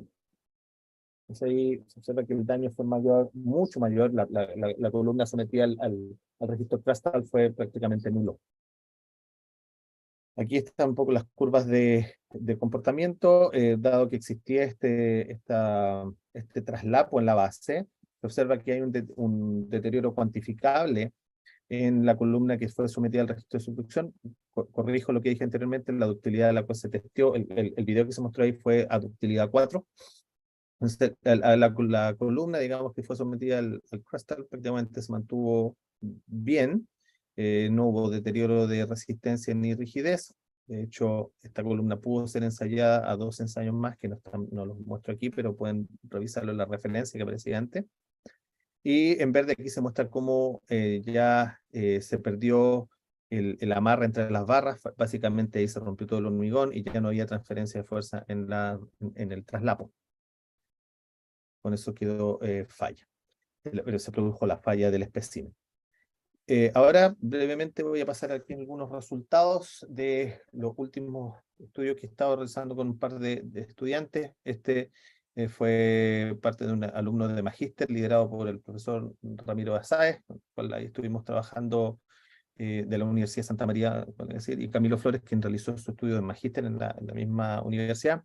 Y publicamos este estudio, que es en muros de hormigón armado, simétricos. Ya luego voy a mostrar la planta. Lo que se hizo fue seleccionar un número de registros, 60 en total, pares, ya, larga y corta duración. Se utilizó la duración significativa para medir, para cuantificar la parte fuerte del sismo.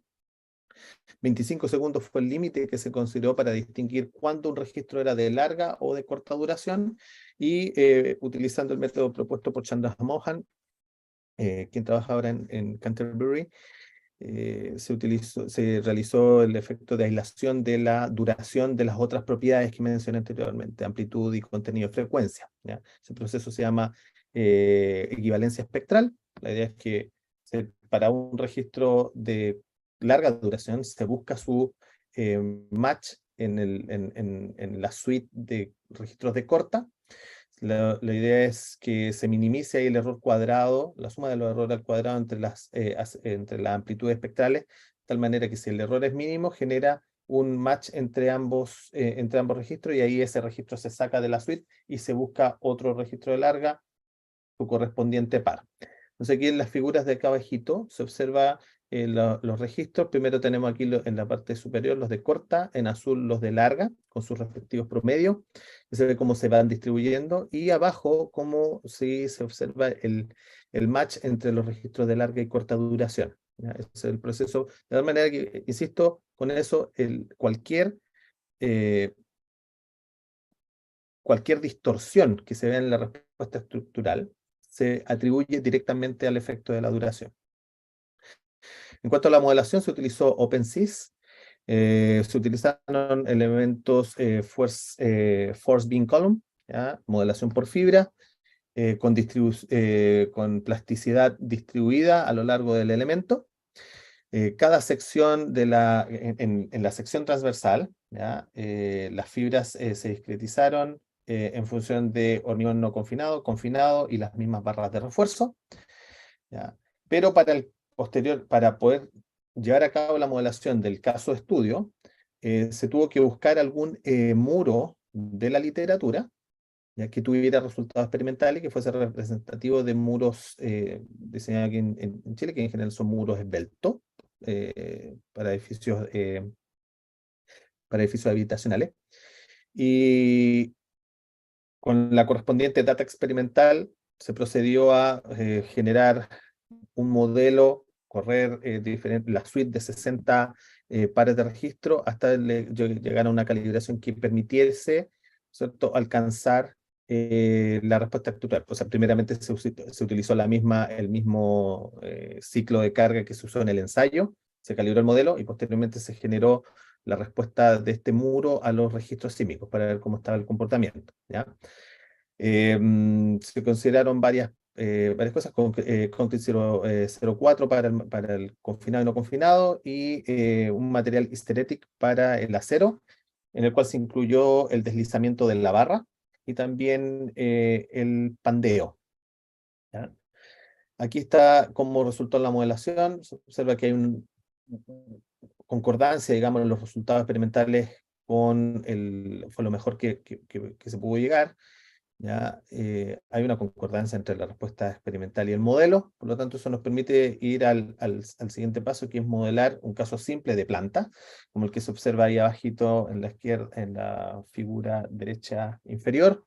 Muros planos, esbeltos, se consideraron 3 casos. ¿Ya? El modelo de la planta básicamente se generó para poder calcular los efectos gravitacionales y las masas, ¿ya? Necesarias para el análisis dinámico. Se consideran modelos de 6, 11 y 19 pisos, ¿ya? Y los resultados que se obtuvieron fueron los siguientes para el análisis incremental dinámico. Para el caso, voy a omitir el de 11 por tiempo. Caso de 6 pisos, se observa ahí, perdón, se observa aquí los puntos que se distinguen, digamos, de acuerdo a la nomenclatura acá abajo. Tenemos que uno de los posibles casos de fallas sea la fractura del acero. Otro puede ser que haya rompimiento del hormigón, crushing, que exista una falla por bajo ciclaje, que lo induce, ¿no es cierto?, el mayor número de ciclos, y también que ya sea inestabilidad dinámica, ¿ya? Colapso. Entonces, ahí, si ustedes observan, para el caso de corta duración, ¿ya? Y larga duración en verde arriba para el caso de 6 pisos, no se alcanza inestabilidad. Sí se presentan algunos casos, por ejemplo, de fractura del refuerzo, pero casos aislados que no generan un colapso de la estructura. No así en el caso de 19 pisos. ¿Ya? Algo que no mencioné que es importante para entender un poco estos resultados, cualquier modelación que quiera involucrar el efecto de la duración requiere de los siguientes parámetros. Uno, que sea capaz de simular el efecto de fatiga de bajo ciclaje, que exista, que el modelo sea capaz de simular la degradación de resistencia y rigidez durante entre ciclos, ¿ya? Y también durante el ciclo, ¿ya? Si no es capaz el modelo de realizar eso, el efecto de la duración no va a ser, no va a ser posible de capturar. Por ende, el modelo no nos va a servir. Y el último caso que es necesario que se tiene que incluir en nuestro análisis, en nuestro modelo, es también el de el efecto P delta, ¿ya? Inestabilidad de segundo orden. Sin esos 3 casos, ningún modelo va a ser capaz de reproducir, cuantificar la duración. Y finalmente, con estas curvas ida, pasamos a las curvas de fragilidad para determinar para ver si había o no algún efecto. Mantengo los 2 casos, 6 y 12 pisos. Acá al lado izquierdo indico los límites que se consideraron, por ejemplo, el límite para el acero y el hormigón, límite 1, compresión en el hormigón mayor al 4.5 por mil, la deformación del acero mayor a la deformación de fluencia. El límite 2, mayor al 8 por mil, la deformación unitaria en el hormigón, una deformación del acero mayor al 4%, y el colapso cuando el hormigón alcanza el 2.5%, y el acero mayor al 9%, ¿ya? O hay inestabilidad global. Con esos límites podemos establecer, ¿ya?, las curvas de fragilidad. ¿Qué qué intensidad de medida se utilizó para generar estas curvas? Bueno, fue la aceleración espectral. Existen otras, ¿ya?, que debiesen ser analizadas. Insisto, estos son resultados preliminares. Para el caso de 6 pisos se observa que hay una influencia, pero no es importante, ¿ya? Por ejemplo, si vamos a una aceleración de 1, ¿ya?, la probabilidad de colapso en el caso sería la curva roja, es menor al 10%, ¿ya? Para el caso de colapso. No así si vamos al caso de los 19 pisos, ¿ya? Si entramos con por ejemplo, ahora con una aceleración para alcanzar la mediana, de 0.4 G, por ejemplo, estamos cercanos, en el caso del colapso, a una probabilidad de colapso del 50%, ¿ya? Esto considerando los límites que están aquí indicados, y me faltó indicar algo importante en ambos resultados, que se quiso cuantificar también qué pasaba si en el modelo incluíamos o no la degradación de resistencia. Entonces, lado izquierdo en ambos casos con degradación, lado derecho, perdón, sin degradación de resistencia. No es tan cuantificable, obviamente, en el caso de corta duración, pero sí en el de larga se observa que es necesario involucrar la degradación de resistencia para un mejor resultado. Último caso, este es bien breve, se quiso utilizar los mismos resultados que teníamos en el estudio anterior, lo pasamos ahora al modelo de un edificio. Esta es la tesis de otro chico también publicada, alumno de pregrado, es un gran trabajo. El edificio es de 4 pisos, con altura entre pisos 2,44, que se diseñó en función de la normativa vigente. El modelo no lineal se realizó en Seismostruct, ¿ya? Porque era el software que teníamos disponible, ¿ya? Tenemos actualmente otros disponibles en el cual queremos verificar estos resultados, que es el Diana, y la idea es ir variando las estructuraciones también. Se utilizaron elementos fibras con formulación 4-base, ¿ya? Igual que en el caso anterior, y con inelasticidad distribuida a lo largo del elemento también, ¿ya? Modelo de hormigón en base a Mander y con respuesta cíclica según lo propuesto por Martínez Rueda, y Menegotopito con endurecimiento isotrópico para el caso del acero. Los resultados solamente alcanzamos a obtener ciertos parámetros, se consideraron 10 registros sísmicos. A diferencia del estudio anterior, quisimos ver cuál era la influencia de la duración significativa, pero considerando un umbral de intensidad aérea entre el 5 y el 95%, para el mismo límite de duración, es decir, 25, sobre 25 se considera un registro de larga duración. Y el mismo caso de aislación de duración fue se utilizó el proceso indicado por Chandra Mohan.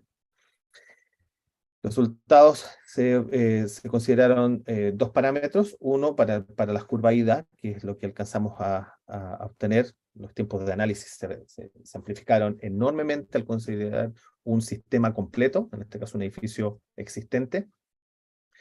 Se consideró la deformación en el acero y arriba, y la deformación del hormigón abajo, ¿ya? En el caso del lado izquierdo, las 2 gráficas del lado izquierdo indican el efecto de larga duración, y en el lado derecho el de corta duración. Se observa que en el caso de acero hubo incursión, ¿ya? De sobrepasar, digamos, el límite de fluencia, el 2 por 1000, pero en ningún caso tuvimos colapso de la estructura, ¿ya? En el caso del hormigón, levemente se superó en algún registro, en un par de registros, el 2 por 1000 del hormigón. Por lo tanto, la influencia atribuible para el caso de edificios de baja altura, que es el mismo resultado que se obtuvo anteriormente para el caso de 6 pisos, es bajo. Va a ser importante el efecto de la duración para edificios de gran altura. En general, se estima, ¿ya? Según lo que hemos podido recabar en los últimos análisis que llevamos, sobre los 8 pisos es un umbral para indicar que ya tenemos influencia de la duración en la respuesta estructural. Para terminar, ¿ya? En honor al tiempo, algunas observaciones finales, ¿ya? Es necesario los estudios experimentales en muros de hormigón armado, ¿ya? Para poder calibrar nuestros modelos. Para ello es necesario generar protocolos de carga que involucren el efecto de la duración. Actualmente no se dispone de ninguno para el caso de muros. Los protocolos de carga, si bien están indicados en ciertos documentos, ASTM, el ACI, en general, para el caso de la duración es necesario indicarla por sistema estructural. Entonces, existen protocolos de carga que incluyen el efecto de la duración, pero en general son para columnas de puente, que no es el caso aplicable para muros de hormigón armado. ¿Por qué la importancia de estudiar este sistema estructural? Bueno, Chile, el stock de edificios en Chile está en base a, muros de hormigón armado que han demostrado comportarse de excelente manera ante carga sísmica. Por lo tanto, es más que válido y necesario realizar estudios en este sistema estructural. Además, existió daño en edificios, en este tipo de edificios habitacionales, valga decir, durante el terremoto del 2010 y 2015, por ende, la importancia de querer estudiar estos eventos, el efecto de estos eventos en la respuesta. Es necesario también considerar el efecto de la forma espectral también, ¿ya?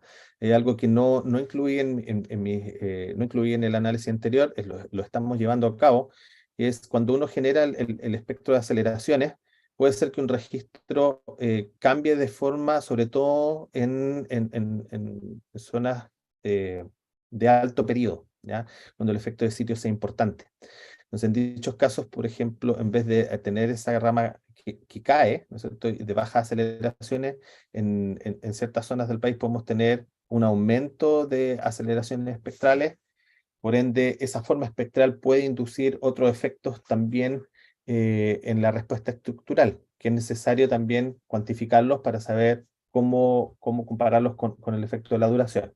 ¿Por qué? Porque cuando nosotros aislamos el efecto de la duración, si bien se aíslan los otros dos parámetros, la forma espectral va a seguir estando involucrada, ¿ya?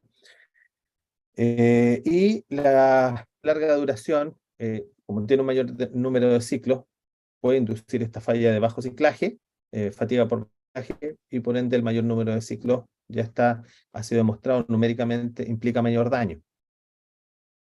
También experimentalmente, pero en otros componentes estructurales. Y otra cosa importante de tomar en consideración, que es la variación regional, ¿ya?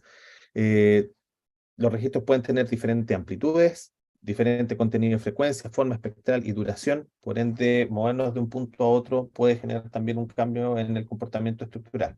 Actualmente nosotros tenemos dividido en estas zonas sísmicas. Por ende, utilizamos nuestro espectro de respuesta, hacemos un análisis lineal elástico, modal espectral. Con eso diseñamos nuestra estructura. Pero cuando tenemos diferentes registros que varían en zona, pueden tener implicancias diferentes en el diseño final, que es lo que no está contemplado actualmente en forma explícita, ¿ya?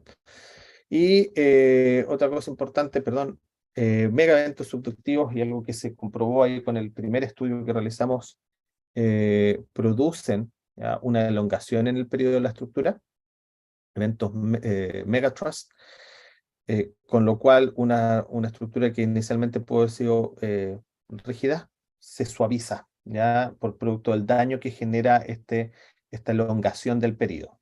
Entonces son cosas a tener en consideración y que estamos con mi grupo en la Católica de Valparaíso. Esperamos tener mejores resultados conforme vamos adquiriendo funding, ¿cierto? Proyectos externos que permitan, ¿no es cierto?, mejorar las investigaciones que estamos llevando a cabo. Y una de las soluciones, por ejemplo, este proyecto que ha resultado, en el cual ha resultado una gran colaboración junto con la Católica con la Santísima Universidad Católica, la Santísima Concepción, así como también con nuestros colegas ahí en Surutec y en Praga y en la Sapienza. Entonces, esta colaboración esperamos sea fructífera, nos pueda ayudar también a generar mejores investigaciones y mejores modelos para afrontar los diseños futuros. Eso sería mi presentación, Claudio. Espero haya sido del agrado. Traté de hacerlo lo más cortito posible, de tal manera de no atrasar el evento, ¿no? Muchas gracias. Muy bien. Muchas gracias, Álvaro, por tu presentación.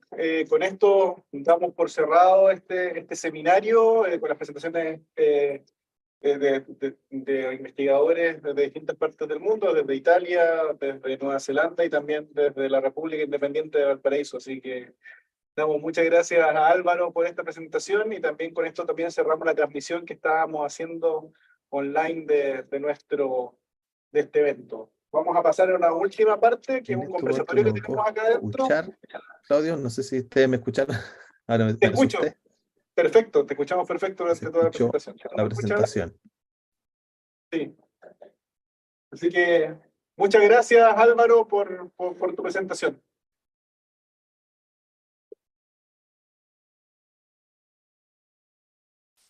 Bien, pues.